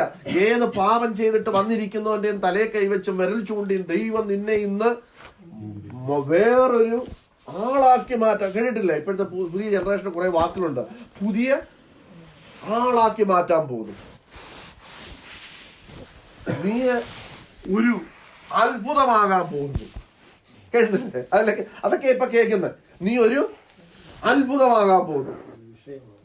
നീ ഒരു പുതിയ വിഷയമാകാൻ പോകുന്നു. ഇതൊക്കെയാ പഠിപ്പിക്കുന്നത്. ഞാൻ ചോദിക്കട്ടെ, ഈ അത്ഭുതമാകാൻ പോകുന്നതിന്റെ ഉള്ളിൽ ദൈവം ഉണ്ടോ? ഇല്ല. നമ്മളങ്ങ് അടിച്ചു വിടുക. കാരണം കേൾക്കുന്നവർക്കെല്ലാം ഭയങ്കര സന്തോഷമായി. അപ്പോഴത്തേക്ക് ആള് കൂടുക, കയ്യടി കൂടുന്നു. പിന്നെ ഈ പ്രസംഗകൻ തന്നെ അങ്ങ് ദൈവമായിട്ട് എന്ത് ചെയ്യുക? മാറുന്നു. അവനെ കെട്ടിപ്പിടിക്കുന്നു, അവന്റെ കയ്യെ പിടിക്കുന്നു, വിരലെ പിടിക്കുന്നു, അവന്റെ കാലേ വീഴുന്നു.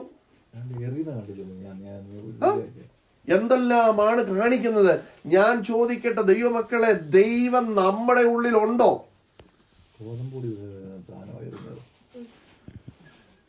ഈ മജീഷ്യന്മാര് കാണിക്കുന്നതിലെ പോക്കറ്റിൽ കൊണ്ട് വെച്ചേച്ച് എടുത്തു കൊടുക്കുക. ഞാൻ ഇന്നാളി പറഞ്ഞില്ലേ, ഒരു മിടുക്കം പറയുക, ഇന്ന് വീടില്ലാത്തവരെല്ലാം കൈപൊക്ക്. ഒത്തിരി പേര് കൈപൊക്കി. നിങ്ങൾക്ക് വീട് കിട്ടാൻ പോവാ, പോക്കറ്റിലെ കൈയിട്ട് എന്നാ വീട് കിട്ടാൻ പോവുക എന്നുവെച്ചാൽ പുള്ളി പോക്കറ്റ് ഇട്ടോണ്ട് നടക്കുക, വീടല്ല.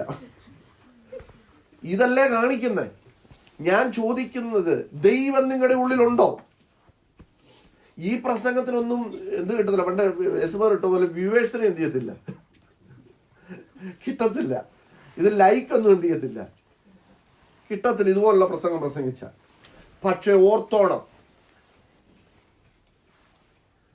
കോപ ദിവസത്തിൽ നിനക്ക് മറഞ്ഞിരിക്കാൻ പറ്റാത്ത ദിവസം വരുന്നുണ്ട്. അന്ന് വീരൻ കഠിനമായി നിലവിളിക്കുന്ന ദിവസം വരുന്നുണ്ട്. അന്ന് നീ വലിയ സംഭവമാകും, നീ വലിയ അത്ഭുതമാകും, വിഷയമാകും എന്നൊക്കെ പറയുന്നത് ശരിയാ. നീ അന്ന് വിഷയമാവും. ശ്രദ്ധിച്ചേ ദൈവമക്കളെ, കർത്താവ് നമ്മുടെ ഉള്ളിലുണ്ടോ എന്ന് ഇന്ന് ശോധന ചെയ്യണം. നിങ്ങൾ ദൈവത്തിന്റെ മന്ദിരമാണ്. ദൈവത്തിന്റെ ആത്മാവ് നിങ്ങളിൽ. എന്തിനാ ഈ ആത്മാവിനെ വസിക്കാൻ തന്നേ? എന്തിനാ തന്നേ? കർത്താവ് പോയപ്പോ എന്നാ ആ സ്ഥാനം വേറെ ഒറ്റ ഒരു പുള്ളിയും കയറി ഇരിക്കരുതെന്ന് ഇപ്പൊ പരിശുദ്ധാത്മാവിനെ എന്ത് ചെയ്തേക്കാം, കയറ്റി വെച്ചേച്ചങ്ങ് പോകാന്ന് വിചാരിച്ചു തന്നെയാണോ? അല്ല. പൗലോസ് എന്താ പറഞ്ഞേ? നിർമ്മല കന്യകയായിട്ട് ഏൽപ്പിച്ചു കൊടുക്കണമെങ്കിൽ പരിശുദ്ധാത്മാവിന്റെ സഹായം നമുക്ക് വേണം. നമ്മൾ വായിക്കുന്നില്ലേ, നാം വേണ്ടും പോലെ പ്രാർത്ഥിക്കേണ്ടത് എങ്ങനെയെന്ന് നമുക്ക് അറിയത്തില്ല. അടുത്ത തന്നെ എഴുതിയിരിക്കുന്നത്, പരിശുദ്ധാത്മാവ് താനും നമ്മുടെ ബലഹീനതകളിൽ തുണ നിൽക്കുന്നു. കണ്ടോ? നമുക്കൊറ്റയ്ക്ക് ഇവിടെ പോകാനോ നമുക്കൊറ്റയ്ക്ക് നിൽക്കാനോ കഴിയത്തില്ല എന്ന് കർത്താവിന് അറിയാവുന്നത് കൊണ്ട് നമുക്ക് തുണയായിട്ട്, നമുക്ക് ഗൈഡായിട്ട്, നമുക്കൊരു സൂപ്പർവൈസറായിട്ട്, നമുക്കൊരു അഡ്വക്കേറ്റ് ആയിട്ട് ആരെ തന്നു? പരിശുദ്ധാത്മാവിനെ തന്നു. അവനെ നമ്മുടെ ഉള്ളിലാക്കി വെച്ചു. അതുകൊണ്ടും തന്നെ ആത്മാവ് നമ്മുടെ ബലഹീനതയ്ക്ക് തുണ നിൽക്കുന്നു. വേണ്ടും പോലെ പ്രാർത്ഥിക്കേണ്ടത് എങ്ങനെയെന്ന് അറിയുന്നില്ലല്ലോ. ആത്മാവ് തന്നെ ഉച്ചരിച്ചു കൂടാത്ത ഞരക്കങ്ങളാൽ നമുക്ക് വേണ്ടി പക്ഷവാദം ചെയ്യുന്നു എന്ന് പറഞ്ഞതിന്റെ അർത്ഥം എന്നാന്നറിയോ?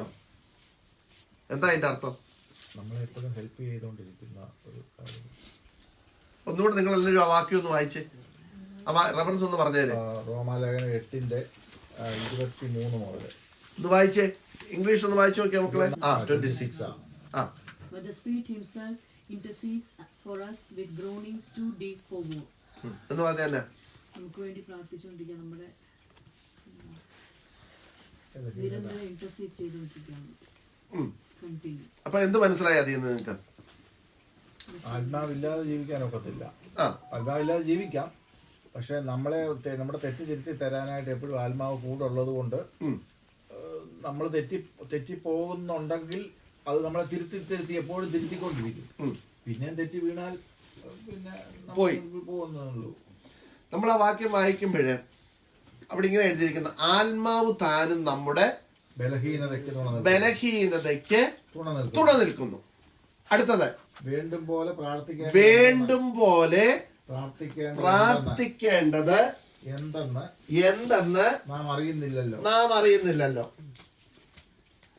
ശ്രദ്ധിക്കുക,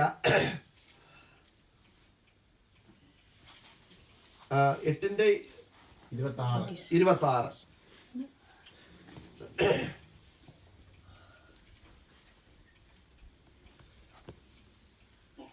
27 വാക്യം കൊണ്ടൊന്ന് വായിച്ച്. എന്നാൽ ആത്മാവ് വിശുദ്ധന്മാർക്ക് വേണ്ടി ദൈവഹിത പ്രകാരം പക്ഷവാദം ചെയ്യുന്നത് കൊണ്ട് ആത്മാവിന്റെ ചിന്ത ഇന്നതെന്ന് ഹൃദയങ്ങളെ പരിശോധിക്കുന്നവൻ അറിയുന്നു.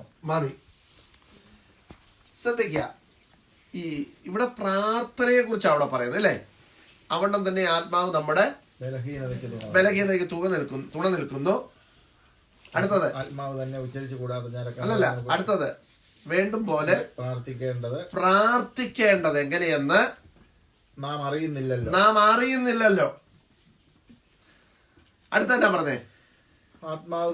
ആത്മാവ് തന്നെ ഉച്ചരിച്ചു കൂടാത്ത ഞരക്കങ്ങളാൽ നമുക്ക് വേണ്ടി പക്ഷവാദം ചെയ്യുന്നു എന്ന് പറഞ്ഞാൽ നമ്മുടെ പ്രാർത്ഥന, നമ്മൾ ഈ പ്രാർത്ഥിക്കുന്ന പ്രാർത്ഥനയല്ല എങ്ങോട്ട് പോകത്തില്ല. നമ്മുടെ പ്രാർത്ഥന എന്ന് പറയുന്നത് എന്നാ റോജ? ഒരു ലിസ്റ്റാ അല്ലേ? ഞാനടക്കം നമ്മുടെ എല്ലാം പ്രാർത്ഥന എന്ന് പറയുന്നത് ഒരു ലിസ്റ്റാ. നമുക്കെല്ലാ കാര്യങ്ങളും ഓക്കെ ആണെങ്കിൽ ലിസ്റ്റിന് എന്ത് വരത്തില്ല? കുറവ് വരത്തില്ല. നമ്മൾ പ്രാർത്ഥിക്കുന്ന കർത്താവേ വീട്, കാറ്, പിന്നെ സൂക്ഷിക്കണം, അത് വേണം, ഇത് വേണം, പിന്നെ നമുക്ക് ഇഷ്ടമുള്ള ആരൊക്കെ ഉണ്ടോ അവരെല്ലാം ദൈവം അനുഗ്രഹിക്കണേ, ഇതല്ലേ നമ്മൾ പ്രാർത്ഥിക്കുന്നത്. അപ്പൊ ഈ പ്രാർത്ഥന എല്ലാം കൂടെ എങ്ങോട്ട് പോകത്തില്ല? സ്വർഗത്തിലോട്ട് പോകത്തില്ല. അപ്പൊ ഇത് പരിശുദ്ധാത്മാവ് എന്ത് ചെയ്യുന്നറിയോ? സെൻസറി. മനസ്സിലായോ? പരിശുദ്ധാത്മാവിൽ എന്ത് ചെയ്യും? സെൻസറി ചെയ്തിട്ട് ഇതിനകത്ത് കൊള്ളാവുന്ന നമ്മൾ ഈ അരി പണ്ട് റേഷനരി കൊണ്ടുവന്നിട്ടേ ഇങ്ങനെ എന്തോ അതിന് പറയുന്നത് അല്ലല്ല, വെള്ളത്തിലിട്ട് കഴുകിയിട്ട് അവസാനം അടി കല്ലുണ്ടോ നോക്കി ഇങ്ങനെ എടുക്കത്തില്ലേ? ഈ പരിപാടിക്ക് പരിശുദ്ധാത്മാവ് എന്ത് ചെയ്യുമ്പം നമ്മൾ പ്രാർത്ഥിച്ച പ്രാർത്ഥനയ്ക്കകത്തൊരു 90% എന്ത് ചെയ്തു? കല്ലായിട്ട് താഴെ പോയി. അതിനകത്ത് കൊള്ളാവുന്ന പൊന്നു പോലിരുന്ന ഒരു 10% എങ്ങോട്ട് വിട്ടു? അങ്ങ് മേളിലോട്ട് വിട്ടു. മനസ്സിലായോ? നമുക്ക് വേണ്ട പോലെ പ്രാർത്ഥിക്കുന്ന എന്താണെന്ന് ഇന്നും പൗലോസിനും അറിയത്തില്ലായിരുന്നു. പൗലോസ് അതാ പറഞ്ഞേ, വേണ്ടും പോലെ പ്രാർത്ഥിക്കേണ്ടത് എങ്ങനെയെന്ന് നമുക്കറിയത്തില്ല. നമ്മളങ്ങ് പ്രാർത്ഥിച്ചു വിടുക. അപ്പൊ ഈ പ്രാർത്ഥിച്ച് വിട്ടപ്പോഴ് പരിശുദ്ധാത്മാവ് കയറിയിട്ട് അതിനെ അങ്ങ് എടുത്തിട്ട് നോക്കിയപ്പം ഒരു ഗുണവും ഇല്ലാത്ത, ആർക്കും ഗുണമില്ലാത്ത കുറെ കാര്യങ്ങളാണ് നമ്മൾ എന്ത് ചെയ്യുന്നത്? അറിഞ്ഞു വെച്ചത്. 100 2-3 പോകുമായിരിക്കും. മനസ്സിലായോ? ആർക്കും ഇതുകൊണ്ട് ഒരു ഗുണവും ഇല്ല. ഞാൻ പ്രാർത്ഥിക്കുകയാണ്, കർത്താവ് എൻ്റെ കൂടെ ജോലി ചെയ്യുന്നവരെല്ലാം അനുഗ്രഹിക്കപ്പെടണേ, അവർക്ക് നല്ല ശമ്പളം കിട്ടണേ, നല്ല ജോലി കിട്ടണേ. കാരണം ആരെന്ത് ചോദിച്ചാലും നമ്മൾ പറയുന്ന ഒരു പരിപാടിയുണ്ട്. എന്തെന്നറിയോ? ഞാൻ പ്രാർത്ഥിച്ചേക്കാം കേട്ടോ. അപ്പം ഈ പ്രാർത്ഥിച്ചേക്കാന്ന് പറഞ്ഞേച്ച് പ്രാർത്ഥിക്കാതെ ഇരുന്നാൽ എന്നാ? അത് തെറ്റാണല്ലോ. അപ്പൊ നമ്മൾ പറയും ഇന്ന ആളിനെ അനുഗ്രഹിക്കണേ കർത്താവ് നോക്കിയപ്പോ അവന് ഒരു വഴിയും കാണുന്നില്ല. അവനെ എന്ത് ചെയ്യാൻ? നോക്കാൻ പോലും കൊള്ളാത്ത ഒരു സാധനം അവൻ. പരിശുദ്ധാത്മാവ് എന്ത് ചെയ്തു? എടുത്തങ്ങ് മാറ്റി. ഈ പ്രാർത്ഥന അങ്ങോട്ട് എന്ത് ചെയ്യണ്ട, വിടണ്ട, മാറ്റി. അതാണ് അവിടെ പറഞ്ഞിരിക്കുന്നത്. അവണ്ണം തന്നെ ആത്മാവ് താനും നമ്മുടെ ബലഹീനതയ്ക്ക് തുണ നിൽക്കുന്നു. ഇനി നമ്മൾ ഈ പ്രാർത്ഥന എല്ലാം കൂടെ നേരിട്ട് അങ്ങോട്ടങ്ങ് വിട്ടാല് ദൈവം ഇറങ്ങി വന്ന് നമുക്ക് എന്ത് ചെയ്യും? അടിതരും. മനസ്സിലായോ? അപ്പൊ പരിശുദ്ധന്റെ ഇടയ്ക്ക് കയറി എന്ത് ചെയ്യുക? നിൽക്കുക. നിന്നേച്ച് ഇത് മേടിച്ച് നോക്കി, എന്നിട്ട് ആത്മാവ് അങ്ങോട്ട് പറഞ്ഞു,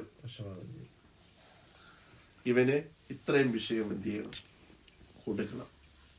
ബാക്കി പറഞ്ഞല്ല ഞാനിവിടെ എന്ത് ചെയ്തിട്ടുണ്ട്? അരിച്ച് മാറ്റി നല്ലത് മാത്രമേ ഞാൻ എന്ത് ചെയ്തിട്ടുള്ളൂ? ദൈവമേ അങ്ങോട്ട് വിട്ടിട്ടുള്ളൂ. അതാണ് ആത്മാവ് താനും ഉച്ചരിച്ചു കൂടാത്ത ഞരക്കങ്ങളാൽ നമുക്ക് വേണ്ടി പക്ഷവാദം ചെയ്യുന്നു. അപ്പൊ നോക്കിക്കേ, പരിശുദ്ധാത്മാവിനെ നമ്മൾ എന്തിനാ പ്രാപിക്കുന്നത്? അന്യഭാഷ പറയാനാണോ? അന്യഭാഷ പറയണ്ടെന്നല്ലേ നീ പറഞ്ഞത്. അന്യഭാഷ പറയാൻ മാത്രമല്ല, നമ്മൾ പല കാര്യങ്ങളും പരിശുദ്ധാത്മാവിനെ കുറിച്ച് കഴിഞ്ഞ ദിവസങ്ങളിൽ പഠിച്ചു. എന്തിനാ ആത്മാവിനെ കഴിഞ്ഞ ദിവസം ഞാൻ പറഞ്ഞ 1-2 കാര്യങ്ങളുണ്ട്. ആർക്കെങ്കിലും ഓർമ്മയുണ്ടോ?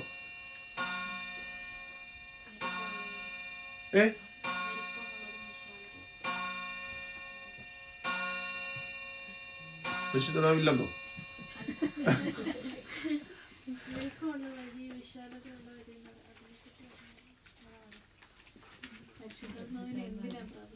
പരിശുദ്ധാത്മാവിനെ എന്തിനാണെന്ന് ഞാൻ കഴിഞ്ഞ ദിവസം 2 കാര്യം പറഞ്ഞു. ഓർമ്മയുണ്ടോ?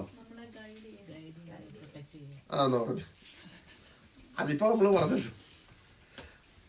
അവനാലല്ലോ വീണ്ടെടുപ്പ് നാളിലേക്ക് നിങ്ങളെ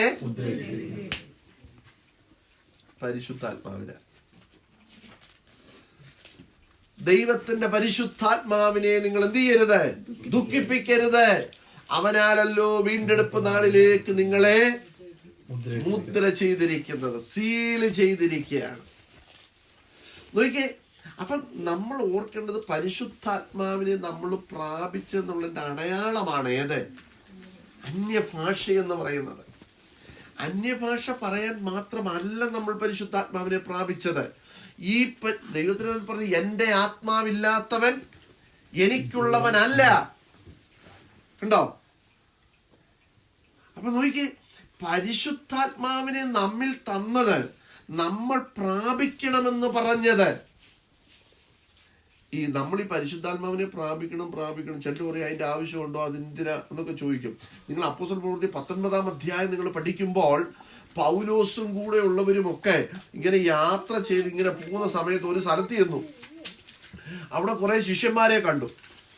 ശിഷ്യന്മാരെ കണ്ടു കഴിഞ്ഞപ്പോഴേ ചോദിച്ചു, നിങ്ങൾ വിശ്വസിച്ചിട്ട് പരിശുദ്ധാത്മാവിനെ പ്രാപിച്ചോ? അവര് പറഞ്ഞ മറുപടി എന്താണെന്നറിയോ? അവരിങ്ങനൊരു സാധനത്തെ കുറിച്ച് എന്ത് ചെയ്തിട്ടില്ല, കേട്ടിട്ടേ ഇല്ല. നോക്കിക്കേ, പക്ഷെ നിങ്ങൾ അതിന്റെ അവസാന ഭാഗം ഒന്ന് വായിച്ചു നോക്കിക്കേ. അവർ പരിശുദ്ധാത്മാവിൽ എന്ത് ചെയ്തു?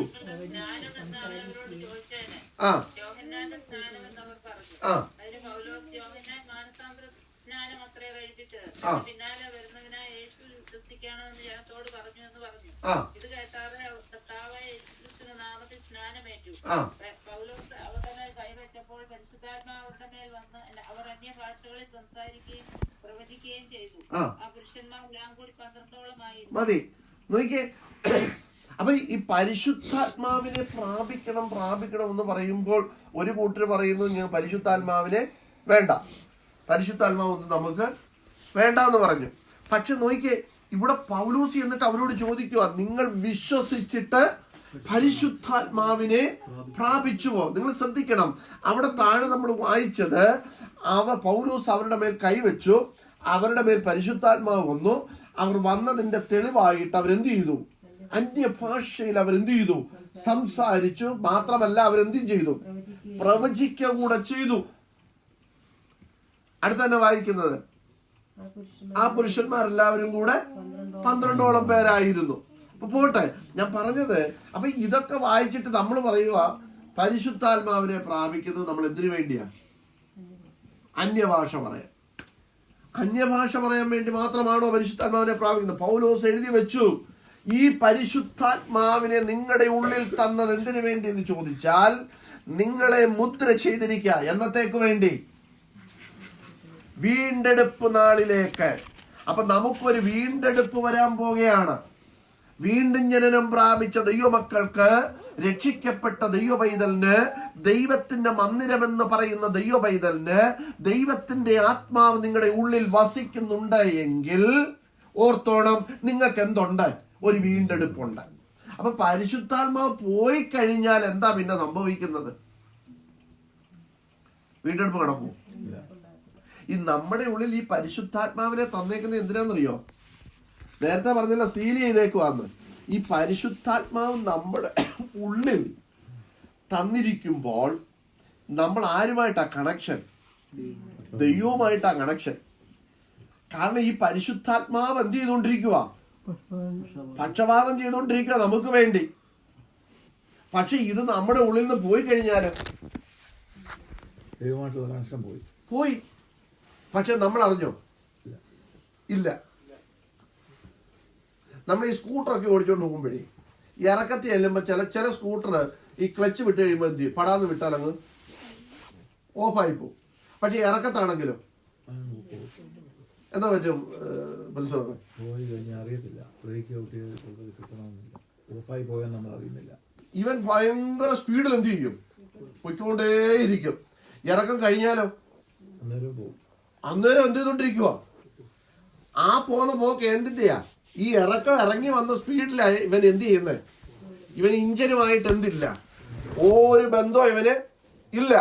പക്ഷെ ഇവൻ ഭയങ്കര സ്പീഡിലാണ്. നമ്മൾ പോകുമ്പോൾ വേറെ സ്കൂട്ടറുകാരെയൊക്കെ ഓവർടേക്ക് ചെയ്ത് നമ്മൾ എന്ത് ചെയ്യുക? പോവാ വിട്ട്. അപ്പൊ നമ്മൾ പറയുക കേട്ടോ, വണ്ടി ഓഫായിട്ടും എന്ത് ചെയ്യുക? ഭയങ്കര സ്പീഡിലാണല്ലോ പോകുന്നതെന്ന്. പക്ഷെ അങ്ങോട്ട് പോയി പോയി പോയി പോയി ചെല്ലുമ്പോ ഇപ്പൊ പതുക്കെ എന്ത് ചെയ്യാൻ തുടങ്ങും? സ്ലോ ആവും. സ്ലോ ആയി കഴിയുമ്പോഴും വണ്ടി എന്ത് ചെയ്തോണ്ടിരിക്കുക? നമ്മളെ വെച്ചോണ്ട് ഇങ്ങനെ ഉരുണ്ടോണ്ടിരിക്കുക. അങ്ങനെ ഇരുന്നപ്പോഴാണ് നമ്മുടെ നാട്ടിലെ റോഡല്ലേ ഗട്ടറിൽ ചെന്ന് എന്ത് ചെയ്തു? ചാടി. എന്നാ സംഭവിക്കും?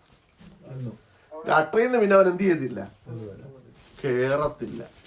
എന്നാൽ ഇഞ്ചനുമായിട്ട് ബന്ധമുള്ളവരാണെങ്കിൽ നമ്മൾ ഉടനെ ഗിയർ ഡൗൺ ചെയ്ത് ഉടനെ ഇവൻ എന്ത് ചെയ്തു? ഗട്ടറിൽ നിന്ന് അവൻ കേറി അങ്ങ് പോകും. പക്ഷെ ഇഞ്ചനുമായിട്ട് ബന്ധമൊന്നുമില്ല. കാരണം ഈ ഗിയർ വീഴുമ്പോഴാണല്ലോ ഇഞ്ചനുമായിട്ട് ഇവൻ എന്ത് വരുന്നത്? കണക്ഷൻ വരുന്നത് അല്ലേ? നമ്മളെല്ലാം വണ്ടി ഓടിക്കും, കാറും എല്ലാം അങ്ങനല്ലേ റോജ? ഗിയർ ഇടാതിരുന്നാൽ ഒരു ശബ്ദവും കാണത്തില്ല, എന്ന് പറഞ്ഞ് അങ്ങ് വണ്ടി എന്ത് ചെയ്തുകൊണ്ടിരിക്കും? പോയിക്കൊണ്ടിരിക്കും. കാല് കൊടുത്താലോ ആക്സിഡന്റ് നമ്മൾ ഞെക്കുക, ഗിയർ ഇടുന്നില്ല, എന്തോ സംഭവിക്കും? പണ്ടത്തെ കാലത്തെ വണ്ടി അംബാസഡറൊക്കെ പറ്റും, ഇപ്പോഴത്തെ വണ്ടി ഒന്നും പറ്റില്ല. അല്ല, ഞാൻ ചോദിക്കുന്നത്, നിങ്ങൾ ഗിയർ ഇടുന്നില്ല, ആക്സിലേറ്ററെ കാല് കൊടുത്തു, ഒരു സംഭവം സംഭവിക്കത്തില്ല. ഈ സ്പീഡ് ഉള്ളതാണ്, അതുകൊണ്ട് ചിലപ്പോൾ അങ്ങ് പോകും. അല്ലല്ല, ഞാൻ ചോദിക്കുന്നത് ആക്സിലേറ്റർ അല്ല, ഗിയർ ഗിയർ ന്യൂട്രലിൽ കിടക്കുക, ഗിയർ ഇടുന്നില്ല, ഫസ്റ്റ് വിട്ടില്ല, ഒന്നും വിട്ടില്ല, ആക്സിലേറ്ററെ കാല് കൊടുക്കുക, എന്താ സംഭവിക്കുന്നത്? എരയ്ക്കും കിടന്ന് അല്ലേ? വണ്ടി ഭയങ്കരമായിട്ട് എന്ത് ചെയ്യും? ശബ്ദം കേൾക്കത്തില്ലേ? ഭയങ്കരമായിട്ട് എരയ്ക്കും വണ്ടി. കാരണം എന്താണെന്നറിയോ? എരപ്പ് മാത്രമേ ഉള്ളൂ, വണ്ടി മുമ്പോട്ട് എന്ത് ചെയ്യത്തില്ല, പോകത്തില്ല. ഇന്ന് പല പുള്ളികളുടെ എരപ്പ് മാത്രമേ ഉള്ളൂ, മുമ്പോട്ട് എന്ത് ചെയ്യുന്നില്ല, പോകുന്നില്ല. ഇടയ്ക്കിടയ്ക്ക് ഒന്ന് എരയ്ക്കും, തീർന്നു. കാലെടുക്കുമ്പോ എരപ്പ് എന്ത് ചെയ്തു? ഞാൻ പറഞ്ഞ മനസ്സിലായത് നിങ്ങൾക്ക്? എരപ്പ് തീർന്നു. ഇങ്ങനെ ഓടുന്ന കുറെ പെണ്ണം ആത്മാവില്ല. ഈ പരിശുദ്ധാത്മാവിനെ ഉള്ളിലേക്ക് നിങ്ങളുടെ തന്നു. ഈ പരിശുദ്ധാത്മാവ് ഉള്ളിലുണ്ടെങ്കിൽ നമ്മൾ ദൈവവുമായിട്ട് എന്ത് ചെയ്തുകൊണ്ടിരിക്കുക? നമുക്ക് ബന്ധമുണ്ട്. പ്രാർത്ഥിക്കണം, വചനം വായിക്കണം, ധ്യാനിക്കണം. ഇതിനൊക്കെ നമുക്ക് ആഗ്രഹങ്ങൾ വരും. ആത്മീകമായി വളരണം. ഞാൻ ചോദിക്കട്ടെ ദൈവമക്കളെ, ഈ ആഗ്രഹം നമ്മളിൽ ഉണ്ടോ ഇല്ലയോ? പക്ഷെ ഈ ദൈവമായിട്ട് ബന്ധമില്ലാത്തവർക്കും ഈ നല്ല ചിന്താഗതിയും മോശ ചിന്താഗതിയും ഇല്ലേ? അല്ലേ? ഉണ്ടോ? ചിലരൊക്കെ ഉണ്ട്, ദൈവം അവര് വലിയ വിശ്വാസമൊന്നും ഇല്ലാത്തവരാണെങ്കിലും പക്ഷെ അവരുടെ ജീവിതത്തിലൊക്കെ നല്ല നല്ല ചിന്തകളും ഹിന്ദു ആണെങ്കിലും മുസ്ലിങ്ങളാണെങ്കിലും ക്രിസ്ത്യാനികളാണെങ്കിലും നല്ല ചിന്താഗതി നല്ല മനസ്സുള്ളവരും ഉണ്ടെങ്കിൽ അവർക്ക് നല്ലതേ അവര് ചെയ്യത്തുള്ളൂ. ഞാൻ ചോദിക്കുന്നത് വെച്ചാൽ അപ്പൊ അതെന്നതാ, ഈ ഭൂമിയിൽ നമുക്ക് അതും ദൈവത്തിന്റെ ഒരു അല്ല, ഈ ഭൂമിയിൽ നമുക്ക് നല്ലവരായിട്ട് എന്ത് ചെയ്യാം?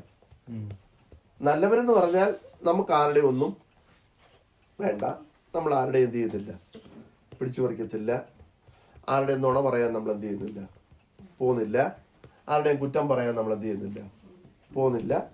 നമ്മൾ വീട്ടിൽ തന്നെ ഒതുങ്ങി എന്ത് ചെയ്യുക, ജീവിക്കുക. അതുകൊണ്ട് ദൈവസനയിൽ നമ്മൾ ആരാകുന്നില്ല, നല്ലവര് ആകുന്നില്ല.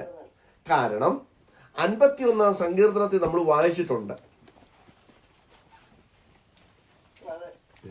അവിടെ നമ്മൾ ഇങ്ങനെയാണ് വായിക്കുന്നത്. 51 സങ്കീർത്തനത്തിന്റെ 6-ാം വാക്യമാണെന്ന് തോന്നുന്നു.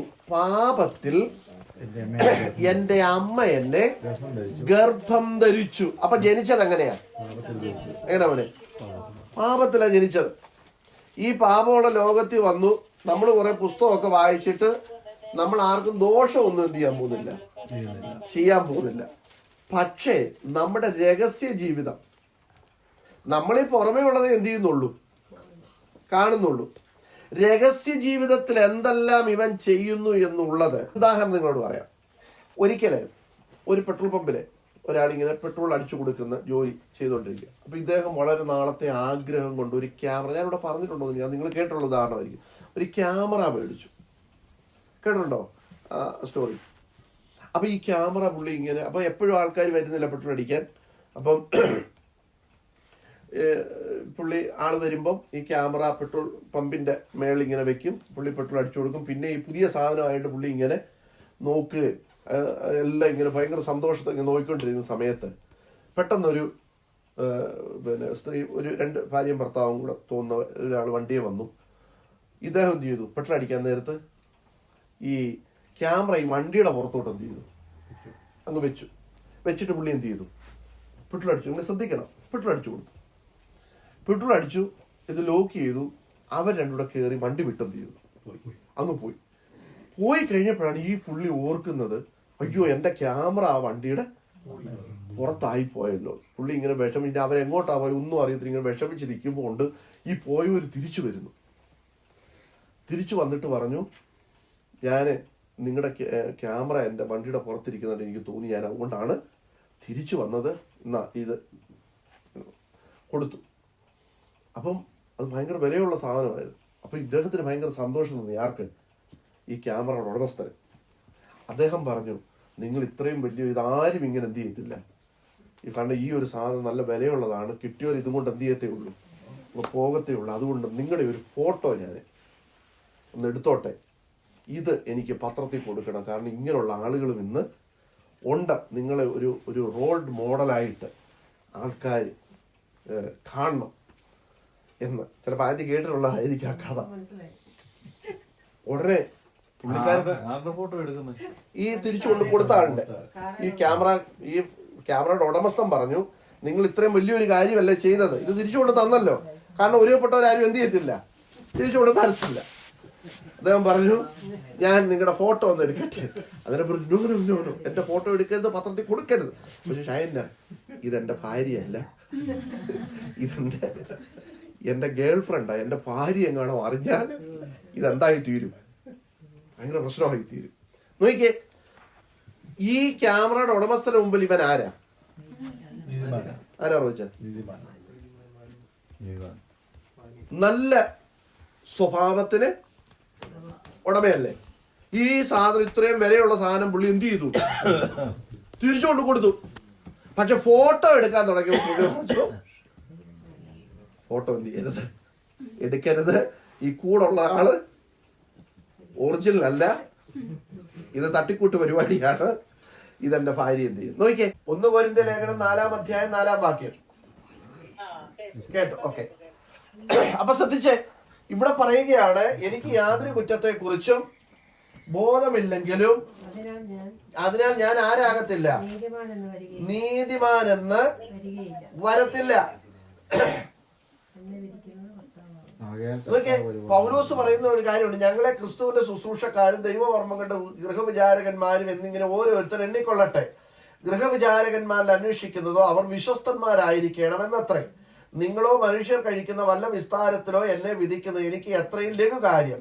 ഞാൻ എന്നെ തന്നെ വിധിക്കുന്നതുമില്ല എന്ന് പറഞ്ഞാൽ പൗലോസ് പറയുക, മനുഷ്യർ എന്നെ വിധിച്ചാൽ എനിക്ക് വലിയ ലഘു കാര്യമാണ്. കാരണം ഞാൻ നിങ്ങളുടെ മുമ്പിൽ ആരായിരിക്കും? നീതിമാനാ. പക്ഷെ അതുകൊണ്ട് ഞാൻ ദൈവം മുമ്പിൽ ആരാകുന്നില്ല, നീതിമാനാകത്തില്ല. മനസ്സിലായോ? നീതിമാനാകത്തില്ല എന്ന് പൗലോസ് ഉറപ്പിച്ച് പറയുക. ഞാൻ പറയുക, ഞാൻ ഒരു തെറ്റും ഞാൻ എന്ത് ചെയ്തിട്ടില്ല. ചെല്ല് പറയത്തില്ല, എനിക്ക് നല്ല ഉറപ്പാ ഞാൻ ഒരു തെറ്റും ചെയ്തിട്ടില്ലയോ? ചെയ്തിട്ടില്ല. തെറ്റ് ഉണ്ട്. നമ്മളാ പറയുന്ന ആ വിഷയത്തിൽ ഞാൻ എന്ത് ചെയ്തിട്ടില്ല, തെറ്റ് ചെയ്തിട്ടില്ലെന്നാ പറയുന്നത്. നിങ്ങൾ ആരോട് വേണേലും ചോദിര്, ഞാൻ ഒരു തെറ്റും എന്ത് ചെയ്തിട്ടില്ല എന്ന് പറഞ്ഞാൽ ഈ പറഞ്ഞ വിഷയത്തിൽ ഞാൻ ഒരു തെറ്റും എന്ത് ചെയ്തിട്ടില്ല. അതിന്റെ അർത്ഥം തന്നെ വേറെ വിഷയത്തിൽ ഞാൻ ആരല്ല, നീതിമാനുമല്ല, വിശ്വസ്ത. ഞാൻ പറഞ്ഞ മനസ്സിലായോ? വിശ്വസ്തനുമല്ല. നമ്മുടെ മുൻപിൽ നമ്മൾ കാണുന്ന മഹാന്മാരെന്ന് കാണുന്നവരൊക്കെ നമ്മുടെ നോട്ടത്തിൽ അവരാരാണ്? നീതിമാനുമാണ്. പക്ഷേ നമ്മൾ കാണാത്ത കുറെ ഭാഗങ്ങളുണ്ട്. എല്ലാ മനുഷ്യർക്കും കുറെ രഹസ്യ ഭാഗങ്ങളുണ്ട്, അല്ലെ? രഹസ്യ ജീവിത ശൈലികളുണ്ട്. അവിടെ ഇവരാരായിരിക്കും? അതാണ് പൗലോസ് പറയുന്നത്. പൗലോസ് പറയുക, നിങ്ങൾ എന്നെ വിധിച്ചാൽ എനിക്കത് ലഘു കാര്യമാണ്. കാരണം നിങ്ങളുടെ മുമ്പിൽ ഞാനിപ്പോ ആരാ? നീതിമാനാണ്, വിശ്വസ്തനാണ്, കർത്താവിന്റെ വലിയ ദാസനൊക്കെയാ. പക്ഷെ അതുകൊണ്ട് ദൈവം മുമ്പിൽ ഞാൻ ആരാകുന്നില്ല, നീതിമാനാകുന്നില്ല. ദൈവം എന്നെ നോക്കുമ്പോൾ എനിക്ക് ഒത്തിരി തെറ്റുകളുണ്ട്, ഒത്തിരി കുറവുകളുണ്ട്. പക്ഷെ മനുഷ്യൻ നോക്കുന്ന ഭാഗങ്ങളെല്ലാം ഞാൻ എന്ത് ചെയ്തിരിക്കുക? ക്ലീന. നമ്മൾ ഈ വീട് എവിടെയെങ്കിലുമൊക്കെ പൊളിഞ്ഞിട്ടുണ്ടെങ്കിൽ നമ്മൾ എന്നാ ചെയ്യുന്നത്? കീഴ്ത്തയൊക്കെ വന്നിട്ടുണ്ടെങ്കിൽ അല്ലെങ്കിൽ ഇളകി പോയെങ്കിൽ നമ്മൾ എന്ത് ചെയ്യും? നമ്മൾ പുട്ടിയിടും, ഇല്ലേ?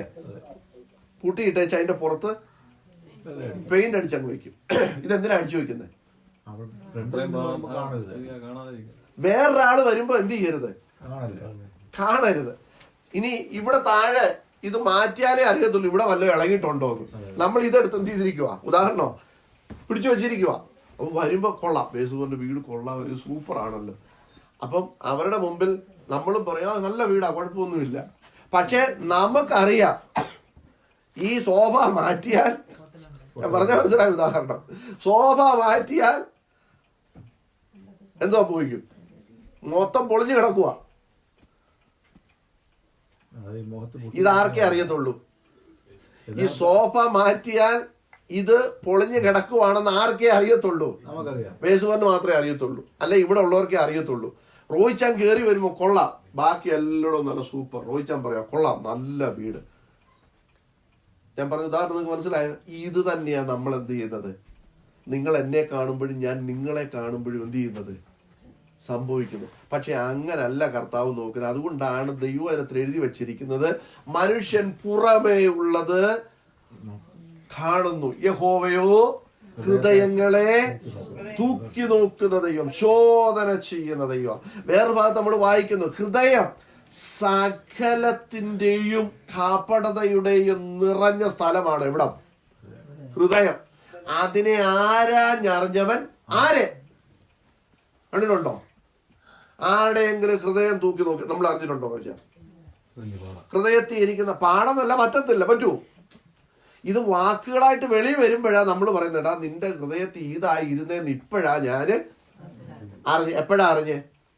വാക്ക് വെളി വന്നപ്പോ. അതുവരെ നമ്മൾ എന്ത് ചെയ്തിട്ടില്ല, അറിഞ്ഞിട്ടില്ല. കർത്താവ് ചോദിക്കുക, അത് ആരാഞ്ഞറിഞ്ഞവൻ ആര്?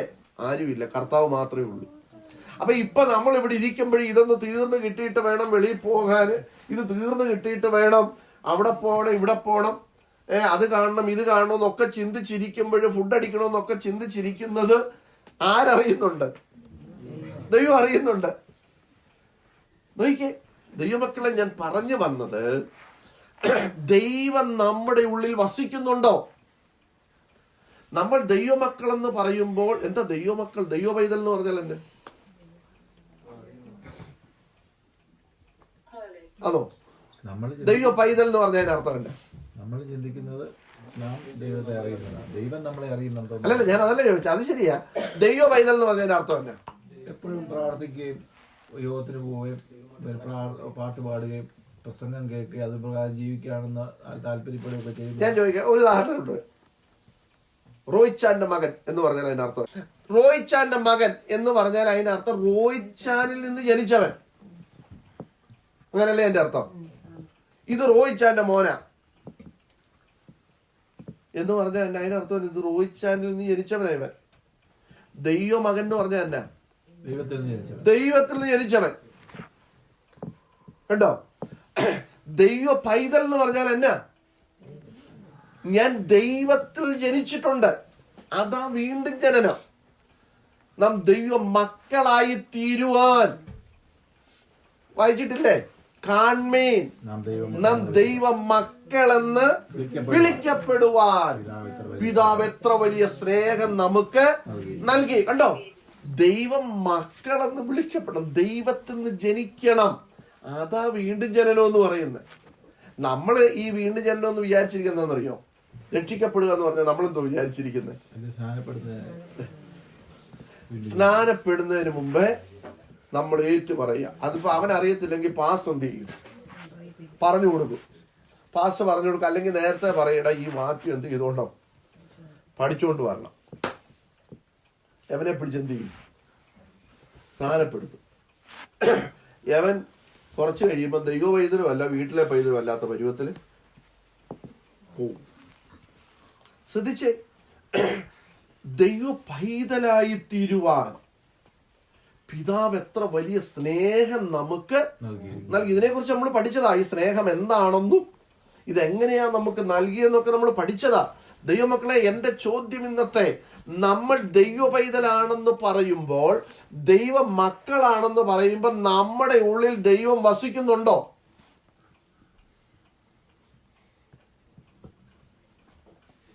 ഇതൊക്കെയാ നമ്മൾ ചിന്തിക്കേണ്ട ആരാധനയ്ക്ക് വരുന്നത്. വചനം കേൾക്കുമ്പോൾ നമ്മളെ തന്നെ നാം ശോധന ചെയ്യുമ്പോൾ, എന്താ ശോധന ചെയ്യേണ്ടത്? കർത്താവ് നിങ്ങളെ അനുഗ്രഹിക്കാൻ പോവാണ് എന്ന് പറയുന്നുണ്ടേ എനിക്ക് എന്തൊക്കെ ഇല്ലാത്ത അതാണോ ധ്യാനിക്കേണ്ടത്? അല്ല. ദൈവസന്നിധി വരുമ്പോൾ, ഞാൻ ദൈവസന്നിധിയിൽ വന്നു, ഞാൻ ഒരിക്കൽ ദൈവ പൈതലായി തീർന്നതായിരുന്നു, പക്ഷെ ഇന്ന് ഞാനാണോ? ഇന്ന് നമുക്ക് ഇതിനൊന്നൊരു അവസരം എങ്ങും കിട്ടുന്നില്ല. ഉണ്ടോ? മനസ്സിലായി? ഇതിനുള്ള അവസരമേ നമുക്ക് എന്ത് ചെയ്യുന്നില്ല, ഇത് ചിന്തിക്കാനുള്ള അവസരം നമുക്ക് കിട്ടുന്നില്ല. കാരണം വരുമ്പോൾ തൊട്ടേ നമ്മൾ കേൾക്കുന്നത്, കർത്താവ് ഇന്ന് നിന്നെ അനുഗ്രഹിക്കാൻ ഇവിടെ ഇറങ്ങി വന്നിട്ടുണ്ട്, നിന്റെ പ്രശ്നങ്ങൾ ഏതാണെങ്കിലും ഇന്ന് പരിഹാരമാണ്. ഒക്കെ ശരിയാ, സംഭവമൊക്കെ ശരിയാ. പക്ഷെ നിന്റെ ഉള്ളിൽ കർത്താവിനെ വെച്ചിട്ടുണ്ടോ? കർത്താവിന് വല്ല സാധനവും ഉണ്ടോ? അതോ പത്രോസ് പറഞ്ഞ പോലെ, പത്രോസിനോട് കർത്താവ് ചോദിച്ചു, നീ ഇവയിൽ അധികമായിട്ട് എന്നെ സ്നേഹിക്കുന്നു? മൂന്നാമത്തെ ചോദ്യം ചോദിച്ചപ്പോ പത്രോസ് എന്താ പറഞ്ഞേ? എന്താ പറഞ്ഞേ? എളുപ്പം പറ. കുറെ നാള് പഠിച്ചതാ.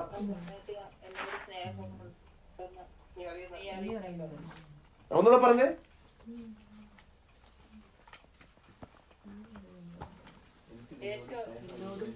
എനിക്ക് നിന്നോടും സ്നേഹമുണ്ട് എന്ന് നീ അറിയുന്നു എന്ന് പറഞ്ഞാൽ, ഈ ചോദിച്ച സാധനത്തോടും എനിക്ക് എന്തുണ്ട്?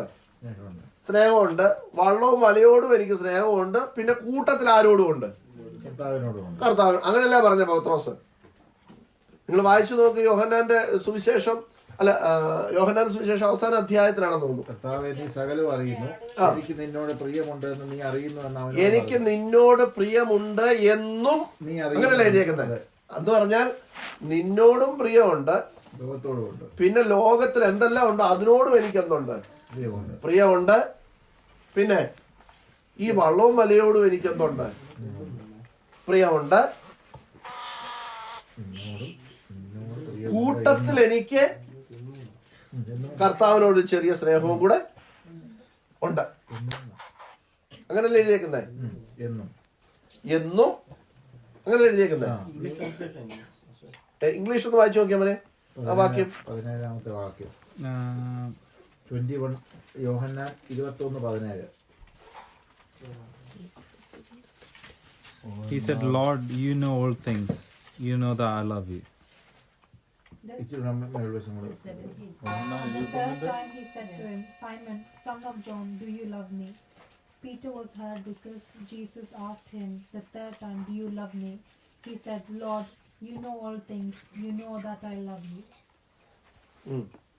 Jesus said, feed my sheep.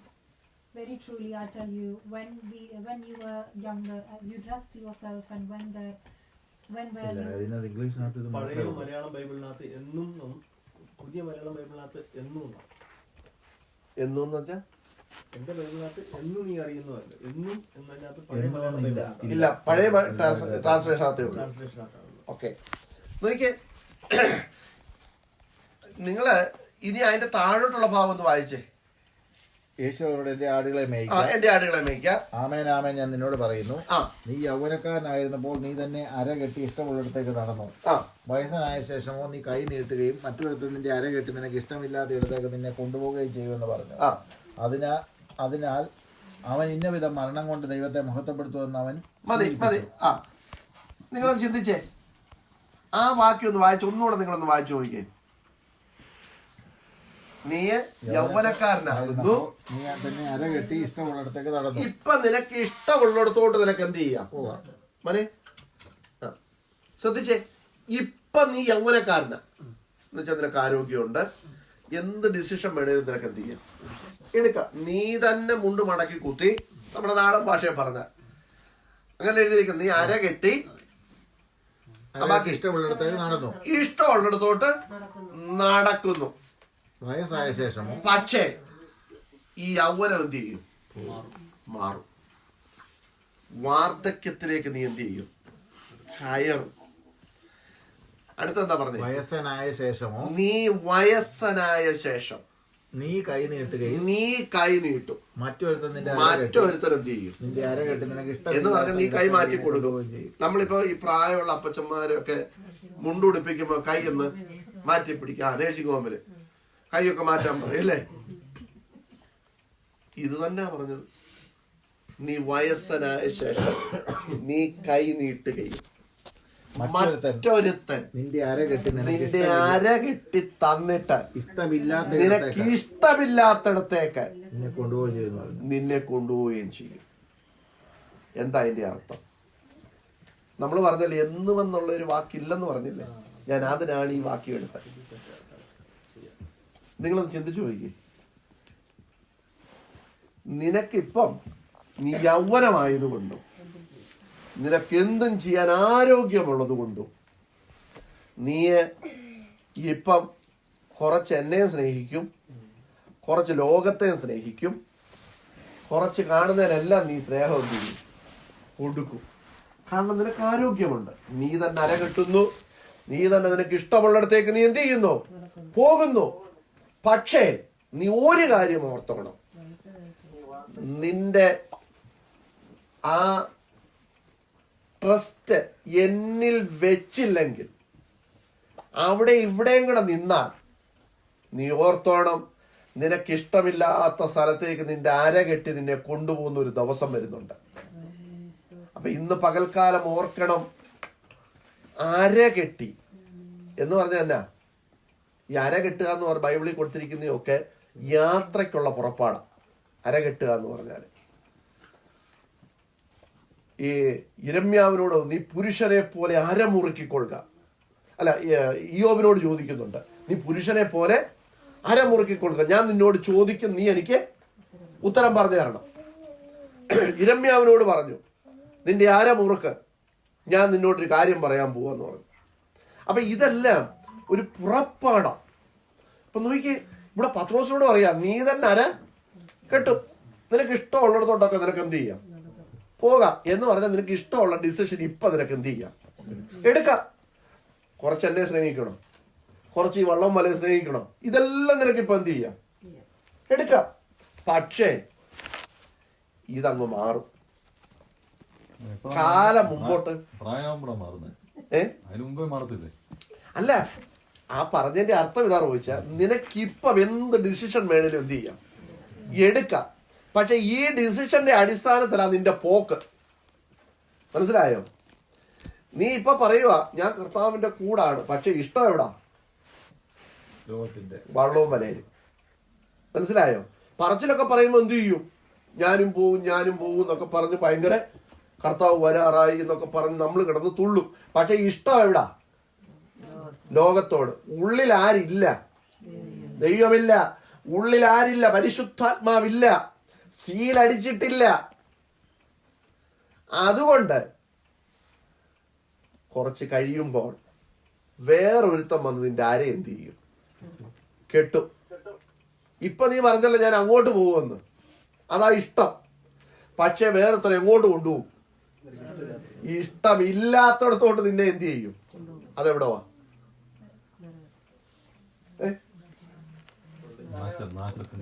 നാശത്തിലേക്ക് നിന്നെ എന്ത് ചെയ്യും? കൊണ്ടുപോകും. അതുകൊണ്ട് ഇപ്പൊ നിന്റെ ഡിസിഷൻ എന്തായിരിക്കണം? നീ ട്രസ്റ്റ് ചെയ്യുന്നതായില്ലായിരിക്കണം, ദൈവത്തിലായിരിക്കണം. നിന്റെ ഉള്ളിലിരിക്കുന്ന ഈ വള്ളവും മല ഇറക്കി മാറ്റി വെച്ച് ദൈവത്തെ കയറ്റി എന്ത് ചെയ്യണം? അങ്ങോട്ട് വയ്ക്കണം. മനസ്സിലായോ ദൈവമക്കളെ?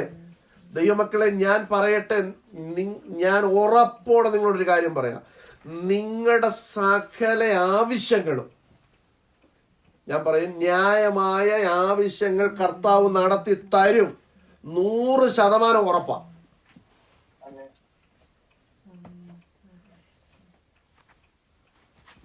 പക്ഷേ നമ്മൾ കർത്താവിനോട് എത്ര വിശ്വസ്തനാ? ഈ വിശ്വസ്ത എന്ന് പറയുമ്പോൾ നമ്മുടെ ഉള്ളി വരുന്നതെന്ന് അറിയോ? ദശാംശം കൊടുക്കുന്നതാ നമ്മുടെ ഉള്ളി വരുന്നത്. അയ്യോ കർത്താവിന് കൊടുത്തില്ലല്ലോ. അതല്ല ചോദിച്ചത്, അതല്ല കർത്താവ് പറഞ്ഞത്. നമ്മുടെ ഫുള്ളായിട്ടുള്ള ആശ്രയം ആരില്ല? കർത്താവ് മാത്രമാണോ നമ്മുടെ ഉള്ളിലുള്ളത്? ഇന്നത്തെ എൻ്റെ വിഷയം ഇതാണ്. കർത്താവ് മാത്രമാണോ നമ്മുടെ ഉള്ളിൽ? നമ്മൾ ദൈവത്തിന്റെ മന്ദിരമാണെന്നൊക്കെ പറയുകയും ദൈവത്തിന്റെ ആത്മാവ് വസിക്കുന്നു, ദൈവത്തിന്റെ മന്ദിരത്തെ നശിപ്പിക്കുന്നത് ദൈവം നശിപ്പിക്കുന്നൊക്കെ പറയുമ്പോൾ തന്നെ ഓർത്തോണം, നമ്മുടെ ഉള്ളിൽ കർത്താവ് വസിക്കുന്നുണ്ടോ? കർത്താവിനെ ഉള്ളിൽ ഏറ്റെടുക്കാൻ നിങ്ങൾക്ക് താല്പര്യമുണ്ടോ? നമ്മുടെ നാട്ടിൽ ഇപ്പം അതുണ്ടോയെന്ന് എനിക്കറിയാം. ഇപ്പം അതൊന്നും ചോദിക്കാറില്ല. കൺവെൻഷനൊക്കെ കഴിയുമ്പോഴേ അവസാനം ഈ പ്രസംഗം ചോദിക്കും, ഇന്ന് യേശുവിനെ സ്വീകരിക്കാൻ താല്പര്യമുള്ളവരെല്ലാം കൈവക്കാൻ പറയും. അപ്പൊ ഈ വിശ്വാസികളെല്ലാം ഇരുന്നുകൊണ്ട് എന്ത് ചെയ്യുന്നറിയോ? ഇതിന് നോക്കും. എന്നുവെച്ചാൽ നമ്മൾ ഓൾറെഡി എന്ത് ചെയ്തിരിക്കുക? വെച്ചിരിക്കുവാണല്ലോ. ഇനിയിപ്പൊ മറ്റുള്ളവര് ആരെങ്കിലും കൈ പൊക്കുന്നുണ്ടോ നമ്മളിങ്ങനെ നോക്കുക. നമ്മുടെ ഉള്ളിൽ ചില അച്ചായന്മാരും അമ്മാമ്മമാരുടെയും ഒരു ലിസ്റ്റ് കാണും. അവരൊക്കെ വന്നിട്ടുണ്ട്, അവരാരെങ്കിലും കൈ പൊക്കുന്നുണ്ടോ എന്നുവെച്ചാൽ നമ്മളിനി എന്താ, നമ്മൾ വിശുദ്ധരാണല്ലോ. നമ്മളിനി കർത്താവ് എങ്ങനെയും ഇനി വന്ന് അങ്ങനല്ല പറഞ്ഞത്, ആമേൻ കർത്താവായ യേശുവേ വേഗം ഇങ്ങ് വരണേ എന്ന് വെച്ചാൽ നമ്മൾ റെഡി ആയിട്ടിരിക്കും അങ്ങ് പോകാനായിട്ട്. അതാണല്ലോ പറയുന്നത്, വേഗം വരണേ എന്ന്. ബാക്കിയുള്ളവരാരും എന്ത് ചെയ്യണ്ട. നോക്കിക്കേ, നമ്മളിങ്ങനെ ഇപ്പൊ കൺവെൻഷനൊന്നും എനിക്ക് തോന്നുന്നില്ല അത് പറയുന്ന യേശുവിനെ. ചിലർ ചുരുക്കം ആൾക്കാരെ എന്ത് ചെയ്യത്തുള്ളൂ. കാരണം അത് പറയാനുള്ള നേരമില്ല. അപ്പോഴത്തേക്ക് എല്ലാത്തിനും തള്ളിയിടുന്നു, ഊതിയിടുന്നു, പൊടി എറിയുന്നു, ആകെ ബഹളമാണല്ലോ ഇപ്പൊ. അല്ല, ഞാനത് കേട്ടിട്ടുള്ളത് നമ്മുടെ ഈ സജു ചാത്തനോട് പ്രസംഗിച്ചു കഴിഞ്ഞാൽ അവസാനം പുള്ളിക്കാരന് ഇപ്പോഴും പറയും. അല്ല, ഇത് പണ്ട് തൊട്ടേ അതിനാണല്ലോ ഈ കൺവെൻഷൻ നടത്തുന്നത്. രക്ഷിക്കപ്പെടാൻ വേണ്ടിയാണല്ലോ മനുഷ്യൻ രക്ഷയുടെ അനുഭവത്തിലേക്ക് വരുന്നത്. യേശുവിനെ ഉള്ളിൽ സ്വീകരിക്കാൻ വേണ്ടി എന്ത് നടത്തുന്നത്? കൺവെൻഷൻ നടത്തുന്നത്. ഇന്ന് പിന്നെ കൺവെൻഷൻ നടത്തുന്നതെല്ലാം ചടങ്ങാ. ഞങ്ങളുടെ ചർച്ച് 10 കൺവെൻഷൻ നടത്തി, അപ്പുറത്തെ ചർച്ച് 5 നടത്തിയപ്പോൾ ഞങ്ങൾ എത്ര നടത്തി? 10 നടത്തി. ഞങ്ങള് 50-ാം വാർഷികം ആഘോഷിച്ചു, 70-ാം വാർഷികം ആഘോഷിച്ചു. ചർച്ച ഇതിനാണ് നമ്മൾ എന്ത് ചെയ്യുന്നത്? കൺവെൻഷൻ നടത്തുന്നത്. ദൈവമക്കളെ, ഞാൻ ചോദിക്കട്ടെ, ഈ കൺവെൻഷനും അല്ലെ നമ്മുടെ ഇന്നത്തെ ഈ വേറെ ഒന്നും വേണ്ട ഈ കൂടിവരവിൽ നിങ്ങൾക്ക് കർത്താവിനെ ഉള്ളിൽ സ്വീകരിക്കാൻ താല്പര്യമുണ്ടോ? എന്റെ ചോദ്യം അതാ. കർത്താവ് നമ്മുടെ ഉള്ളിൽ ഇല്ല. കർത്താവിന് ഇരിക്കാൻ പറ്റാത്തതാണ് എൻ്റെ സ്വഭാവമെന്ന് ഞാൻ ഒരു വാക്യം കൂടെ, ഞാൻ പ്രസംഗിക്കാൻ വന്ന വാക്യം കൂടെ, ആ വിഷയത്തിൽ എനിക്ക് എത്താൻ പറ്റിയിട്ടില്ല. ആ വാക്യം കൂടെ വായിച്ച് നമ്മൾ കഴിഞ്ഞ ദിവസം ഞാനൊന്ന് ചിന്തിച്ച് വെച്ചതാണ് ഇതിനെക്കുറിച്ച്. 1 കൊരിന്ത്യർ ലേഖനം 6-ാം അധ്യായം, അതിന്റെ ഇത് ഞാൻ പറഞ്ഞു നിർത്തിയേക്കാം, പെട്ടെന്ന് നിർത്തിയേക്കാം ഞാൻ.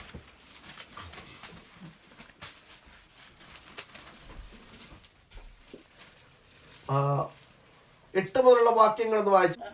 1 കൊരിന്ത്യർ ലേഖനം, അല്ല കുഴപ്പമില്ല, 1 കൊരിന്ത്യർ ലേഖനം 6-ാം അധ്യായം 8-ാം വാക്യം വായിച്ചോ. അല്ല, നിങ്ങൾ അന്യായം ചെയ്യുകയും നഷ്ടം വരുത്തുകയും ചെയ്യുന്നു, അതും സഹോദരന്മാർക്ക് തന്നെ. അന്യായം ചെയ്യുന്നവർ ദൈവരാജ്യം അവകാശമാക്കുകയും. അന്യായം മനെ ഇംഗ്ലീഷ് എന്താ എഴുതിയിരിക്കുന്നത്? അപ്പൊ എന്നാ മനെ എഴുതിയിരിക്കുന്നത്? 6:8. അന്യായം ചെയ്യുന്നുള്ള എന്താ എഴുതിയിരിക്കുന്നത്? ചീറ്റ് ചെയ്യുന്ന, ഫ്രോഡ് അല്ലേ? ഡിഫ്രോഡ്. ആ നോക്കിയേ, അന്യായം ചെയ്യുന്നവൻ, ചീറ്റ് ചെയ്യുന്നവൻ. നിങ്ങൾ ശ്രദ്ധിക്കണം, നമ്മളൊരാളിനെ ചീറ്റ് ചെയ്യുക എന്ന് പറയുന്നത് എപ്പോഴാണ്? അവൻ ചീറ്റ് ചെയ്തു എന്ന് പറയുന്നത് എപ്പോഴാണ്? അവിശ്വസ്തത കാണിക്കുമ്പോൾ. നിങ്ങൾക്കറിയാമല്ലോ എപ്പോഴൊക്കെയാണ് നമ്മൾ പറയുന്നതെന്ന് വെച്ചാൽ, അതാ ഇവിടെ കൊടുത്തേക്കുന്നത്. അവിടെ ഇരിക്കുന്ന അന്യായം ചെയ്യുന്നവൻ ദൈവരാജ്യം അവകാശമാക്കുകയില്ല എന്ന് നിങ്ങൾ അറിയുന്നില്ലയോ? അടുത്തത്, നിങ്ങളെ തന്നെ വഞ്ചിക്കാതിരിപ്പീൻ. അടുത്തത്, ആ ശ്രദ്ധിച്ചോണേ, ദുർനടപ്പുകാർ, വിഗ്രഹാരാധികൾ, വ്യഭിചാരികൾ, സ്വയഭോഗികൾ, പുരുഷകാമികൾ, കള്ളന്മാർ, അത്യാഗ്രഹികൾ, മദ്യപന്മാർ, വാവിഷ്ഠാണക്കാർ, പിടിച്ചുപറിക്കാർ എന്നിവർ മനെ ഈ വാവിഷ്ഠാണക്കാർ എന്നുള്ള ഇംഗ്ലീഷ് എന്താ എഴുതിയിരിക്കുന്നത്? അതിന് മുമ്പത്തെ എന്താ ആന്റി? മദ്യപാനികൾ എന്ന് കഴിഞ്ഞിട്ട് അടുത്ത് തന്നെ കൊടുത്തേക്കുന്നത്.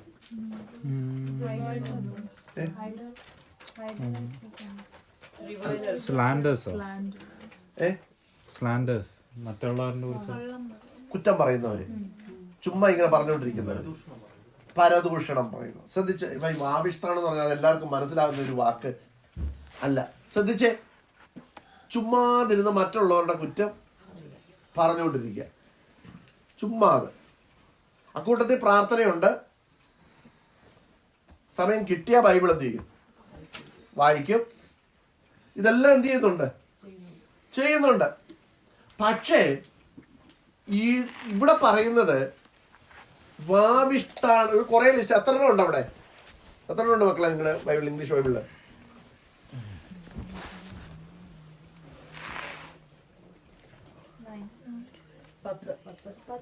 10. ഇംഗ്ലീഷ് 9 ഉള്ളു മക്കളെ. നിനക്കൊരു അസൈൻമെന്റ്, അത് ഏതാന്ന് കണ്ടുപിടിച്ചിട്ട് എന്നോട് പറയണം. 10 ഇംഗ്ലീഷിൽ 10 ഉണ്ട്. ഓക്കെ, ശ്രദ്ധിച്ച്, ഇവിടെ പറയുകയാണ്, പൗലോസ് പറയുകയാണ്, അന്യായം ചെയ്യുന്നവൻ ദൈവരാജ്യം അവകാശമാക്കുകയില്ല എന്ന് നിങ്ങൾ അറിയുന്നില്ലയോ? ഇത് കൊരിന്ത്യ സഭയോട് പറയുന്നതാ. ശ്രദ്ധിച്ചോണം, കൊരിന്ത്യ സഭയോട് പറയുന്നതാ, അല്ലാതെ ഇത് വെളിയിലുള്ളവരോടല്ല പറയുന്നത്. നമ്മൾ ഈ കൈവെക്കുമ്പോൾ ഞാൻ പറഞ്ഞില്ലേ, കൈവെക്കുന്നത് നോക്കുന്ന ആരാ? നമ്മുടെ ചർച്ചിലുള്ളവരൊന്നും അല്ല, വെളിയിൽ നിന്ന് വന്നവരൊക്കെ കൈവെക്കുന്നുണ്ടോ? കാരണം നമ്മൾ ഓക്കെ ആണല്ലോ. ഇനി നമുക്ക് എങ്ങനെയും കർത്താവ് വരുമ്പോൾ പോയാൽ മതി. ഇത് പൗലോസ് പറയുന്നത് കൊരിന്ത്യ സഭയോട് പറയുക. അന്യായം ചെയ്യുന്ന ദൈവരാജ്യം അവകാശമാക്കുകയില്ല എന്ന് നിങ്ങൾ അറിയുന്നുവല്ലോ. അടുത്തത് പറഞ്ഞെന്താ? നിങ്ങളെ തന്നെ എന്ത് ചെയ്യരുത്? കേട്ടോ, നോക്കിക്കേ, അതന്നെ അങ്ങനെ പറഞ്ഞേ. വിശ്വാസികളോട് പറയുക, അന്യായം ചെയ്യുന്ന ദൈവരാജ്യം അവകാശമാക്കുന്നില്ല എന്ന് നിങ്ങൾ അറിയുന്നില്ലയോ? നിങ്ങളെ തന്നെ എന്ത് ചെയ്യരുത്? വഞ്ചിക്കരുത്. അതിനെ അങ്ങനെ ബിസൂറ പറഞ്ഞേ, മനസ്സിലാറേ, അതിനെ അങ്ങനെ പറഞ്ഞു സഭയോട്. അത് മോശമല്ലേ അങ്ങനെ പറഞ്ഞേ? നിങ്ങൾ ചെയ്തില്ലെന്നുള്ള കർത്താവ് തന്നെ അറിയാം. നമ്മളെ തന്നെ വഞ്ചിക്കാന്ന് പറഞ്ഞാൽ നിങ്ങൾ എപ്പോഴും പറഞ്ഞുകൊണ്ടിരിക്കുക ഞങ്ങളെല്ലാം നല്ലവരാണ്. എന്ന് പറഞ്ഞാൽ നമ്മൾ ഇതെല്ലാം പറഞ്ഞിട്ട് ബൈബിളും ഒക്കെ വായിച്ച് പാട്ട് പാടി കൈയടിച്ച് കഴിയുമ്പോൾ നമ്മുടെ വിചാരം നമ്മൾ ഓക്കെയാണ്, നമ്മൾ വിശുദ്ധരാണ്, കർത്താവിനി എന്നാ. കാരണം നമ്മൾ അന്യായം ഒന്നും എന്ത് ചെയ്യുന്നില്ല. ഈ അന്യായം എന്തൊക്കെയാണെന്നാ താഴെ പറഞ്ഞത്. കൈയടിച്ചതും പാട്ടുപാടിയും ഒന്നും കർത്താവ് എന്ത് ചെയ്തിട്ടില്ല, കണ്ടില്ലെന്നല്ല, കണ്ടു. പക്ഷെ കണ്ടു, അടുത്ത നോക്കിയപ്പോൾ നമ്മൾ എന്താ ചെയ്യുന്നത്? അന്യായം ചെയ്യുക. അപ്പൊ അവരെവിടെ പോകത്തില്ല? സ്വർഗരാജ്യത്തിൽ ദൈവരാജ്യം അവകാശമാക്കത്തില്ല. നിങ്ങൾ വെളിപ്പാട് പുസ്തകം 22-ാം അധ്യായം അതിന്റെ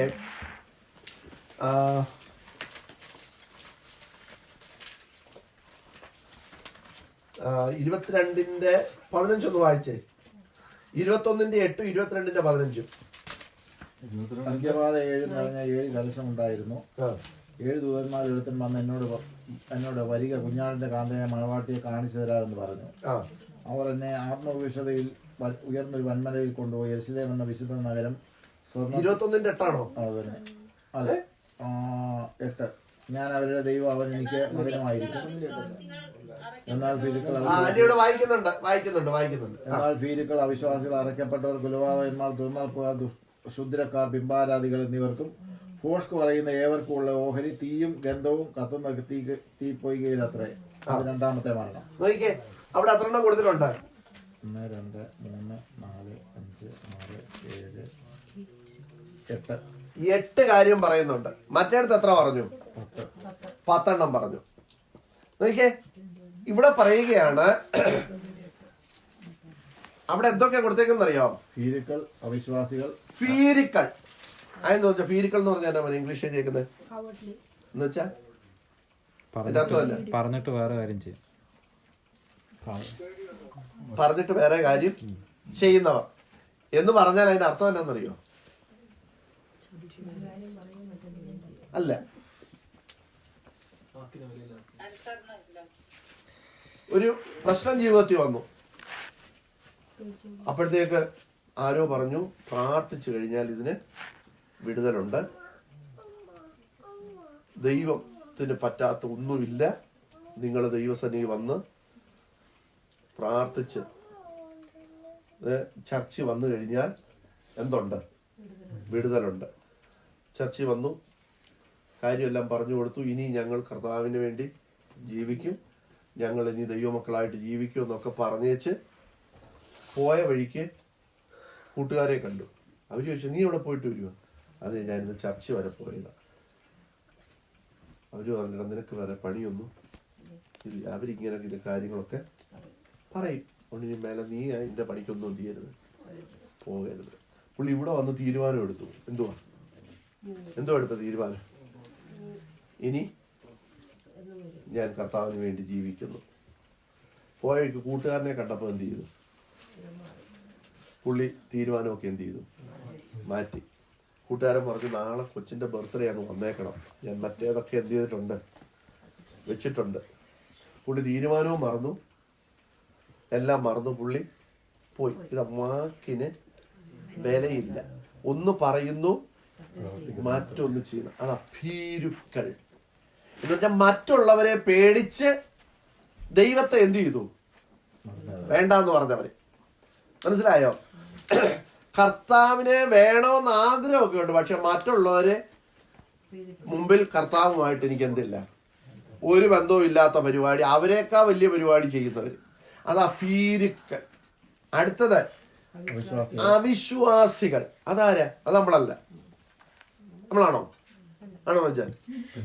ആണോ? ഇതൊന്നും ചെയ്യാത്തവര് റോയിച്ചത് ആണെന്ന് പറഞ്ഞാലും അല്ലെന്ന് പറഞ്ഞാലും പ്രശ്നമാണ്. ആരാ അവിശ്വാസികള്? ഒന്നും വിശ്വസിക്കാത്ത, വിശ്വാസം ഇല്ലാത്തവര്. ഞാൻ ചോദിക്കട്ടെ, നമുക്ക് എന്തിനാ വിശ്വാസമുള്ള? ദൈവത്തിന്. എന്തോ വിശ്വാസം? ഭാഷകൾ പറയുന്നത് കേൾക്കും, പോവും, അത്ര തന്നെ. അത്ര ഉണ്ട്. അതാണ് ആര്? റോയിച്ച അതിന്റെ ഡെഫിനിഷൻ പറഞ്ഞു. എനിക്കറിയത്തില്ല. ഓരോരുത്തരുടെ ഹൃദയം പറയട്ടെ. അതാ അവരൊരു ചിന്തിക്കുക. നോക്കിക്കേ, അവിശ്വാസികൾ. അടുത്തത് അറയ്ക്കപ്പെട്ടവര്. ആരായി അറയ്ക്കപ്പെട്ടവര്? മുന്നോട്ട് പോകാൻ തീരുമാനിച്ചു അറച്ചു നിൽക്കാന്ന് പറഞ്ഞാൽ എന്താ അതിന്റെ അർത്ഥം? മോനെ എൻ്റെ ഇംഗ്ലീഷ് എഴുതിയിരിക്കുന്നത് അറയ്ക്കപ്പെട്ടവർ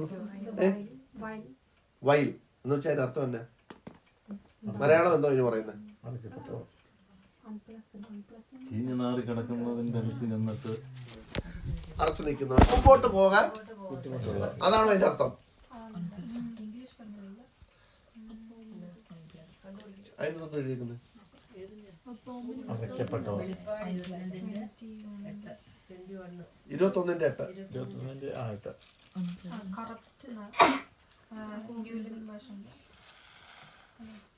But for the cowardly and unbelieving and abominable and murderers and immoral persons and sorcerers, അത്രയും വേണ്ട, കറപ്റ്റഡ് ആയിട്ടുള്ളവര്. അതായത് അറയ്ക്കപ്പെട്ടവരെന്ന് പറഞ്ഞാൽ ദൈവവചനം കേട്ടിട്ടും മുമ്പോട്ട് വരാൻ അവർക്ക് എന്ത് ചെയ്യുന്നില്ല. കാരണം മറ്റ് പലതിലേക്ക് അതാ കറപ്റ്റഡ് ആയിട്ടുള്ളവർ എന്ന് വെച്ചാൽ അതിൽ നിന്ന് അവർക്ക് എന്ത് ചെയ്യാൻ പറ്റുന്നില്ല. വചനം കേൾക്കുന്നുണ്ട്, നമ്മൾ പറയത്തില്ലേ നല്ല നിലത്ത് 4 നിലത്ത് വീണ വിത്തിനെ കുറിച്ച് നമ്മൾ വായിക്കുന്നുണ്ട്. നല്ല നിലത്ത് വീണു, മുള്ളിനിടയ്ക്ക് വീണു, പാറസ്ഥലത്ത് വീണു, പിന്നെ വഴിയരികെ വീണു. ഈ 4 നിലത്ത് വീണതിനെ കുറിച്ച് നമ്മൾ വായിക്കുന്നുണ്ട്. അപ്പം അതിനകത്ത് നമ്മൾ വായിക്കുന്നുണ്ട് ഈ വചനമൊക്കെ കേൾക്കും, പക്ഷേ പാറസ്ഥലത്ത് വീണതുകൊണ്ട് ഈ മറ്റ് പല ചിന്തകൾ ഇങ്ങനെ കിടക്കുന്നതുകൊണ്ട് ഇതിന്റെ വേരങ്ങോട്ട് എന്ത് ചെയ്യത്തില്ല, പിടിക്കത്തില്ല. അതാണ് അറയ്ക്കപ്പെട്ടത്. അവർക്ക് മറ്റുള്ളതിൽ നിന്ന് മാറാൻ അവർക്ക് എന്ത് ചെയ്യുന്നില്ല, പറ്റുന്നില്ല. അവരിങ്ങനെ നിൽക്കുക. നമ്മൾ പോയി ഒന്ന് ഫോഴ്സ് ചെയ്ത് തുള്ളി അങ്ങോട്ട് വിട്ടാൽ അവരെന്ത് ചെയ്യും, വന്നവിടെ ഇരിക്കും. വന്നിരിക്കുമ്പോഴും ചിന്ത എന്നാ, അടുത്ത ചെന്നിട്ട് വേണം അടുത്ത പരിപാടിയിലേക്ക് പോകാൻ. ഇങ്ങനെ സെറ്റ് ചെയ്തുകൊണ്ടിരിക്കുക, അറയ്ക്കുക. പിറ്റേ ആഴ്ച നമ്മൾ എന്ത് ചെയ്യണം? ഉദാഹരണം ചോദിച്ചാ ഇന്ന് അനക്ക് വരുമോ? പാസ് ഇന്ന് വേറൊരു പ്രോഗ്രാം ഉണ്ടായത് അല്ലല്ല, ഇന്ന് വന്നേ പറ്റത്തുള്ളൂ. ഉദാഹരണം കേട്ടോ ചോദിച്ചാൽ എന്നാ പിന്നെ പാസ് വിളിച്ചില്ലേ, എന്നാ ഇന്ന് പോയേക്കാം. അതുവരെ പുള്ളി ഇങ്ങനെ നിൽക്കുക, അവിടോട്ട് പോകണോ ഇവിടോട്ട് പോകണോ? നോക്കിക്കേ, ഇതെല്ലാം വിവരിക്കാൻ സമയമില്ല, ബാക്കി ഞാൻ അടുത്ത ആഴ്ച പറയാം. അപ്പൊ നോക്കിയാ അതിന്റെ അവസാനം എന്താ എഴുതിയിരിക്കുന്നത്?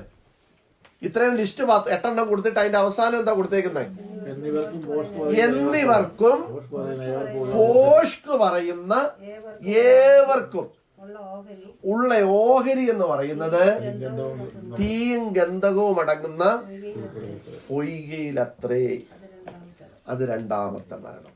ശ്രദ്ധിച്ചേ, ഇന്ന് പകൽക്കാലം യേശുവിനെ ഉള്ളത്തിൽ സ്വീകരിച്ച് ദൈവ പൈതലായി ജീവിക്കാൻ, ദൈവ പൈതലായി മാറാൻ, ദൈവത്തിന്റെ ആത്മാവിനെ അനുസരിച്ചു പോകുവാൻ, ഇന്ന് പകൽക്കാലം ഈ വചനം കേട്ടു നമ്മൾ ഒത്തിരി കാര്യങ്ങളൊക്കെ നിങ്ങൾ ഇടയ്ക്ക് നമ്മൾ നമ്മുടെ ആ ചിന്തകളൊക്കെ ഒന്ന് മാറാൻ വേണ്ടി പല കാര്യങ്ങൾ പറഞ്ഞ് അത് ചിന്തിക്കാതെ ദൈവത്തെ ഹൃദയത്തിൽ സ്വീകരിച്ച് ഇന്ന് പകലൊരു തീരുമാനം. ഇവിടെ ഏറ്റവും എന്നോട് പറയണ്ട, നിങ്ങൾ ദൈവവുമായിട്ടുള്ള ബന്ധത്തിൽ കർത്താവേ അങ്ങന്റെ ഉള്ളിലുണ്ടോ, ദൈവമേ അങ്ങന്റെ ഹൃദയത്തിലുണ്ടോ, അങ്ങയുടെ ആത്മാവിനെ അനുസരിച്ചാണോ ഞാൻ നടക്കുന്നത് എന്ന് നിങ്ങൾ തന്നെ തീരുമാനിക്കുക. ഇന്ന് പകൽക്കാലം അതിനായി കർത്താവ് നമ്മെ സഹായിക്കട്ടെ. ബാക്കി കാര്യങ്ങൾ ദൈവം അനുവദിച്ചാൽ നമുക്ക് അടുത്ത ആഴ്ച ചിന്തിക്കാം. ദൈവമക്കളെ, ഇന്ന് നിങ്ങൾ ഈ വചനം കേട്ടതും ഇവിടെ വന്നിരുന്നതും ഒന്നും നിങ്ങൾക്ക് നഷ്ടമായി പോകരുത്. ദൈവത്തെ നമ്മുടെ ഹൃദയത്തിൽ നമുക്കൊന്ന് സ്വീകരിച്ച് മടങ്ങിപ്പോകുവാൻ ഈ പകൽക്കാലം ഇടയായി തീരട്ടെ. നിങ്ങൾക്ക് നിങ്ങളുടെ ഊരും നന്മയ്ക്കും ദൈവം മുടക്കം വരുത്തുന്ന ദൈവമല്ല. അത് ലഭിക്കേണ്ട സമയത്ത് നിങ്ങളുടെ കരങ്ങളിൽ ദൈവം എത്തിക്കുവാനിടയായി തീരും. സമയം കുറച്ച് മുൻപോട്ട് പോയാലും ദൈവത്തിന്റെ പ്രവൃത്തി ദൈവം എന്ത് ചെയ്യും, വെളിപ്പെടുത്തുവാനിടയാകും.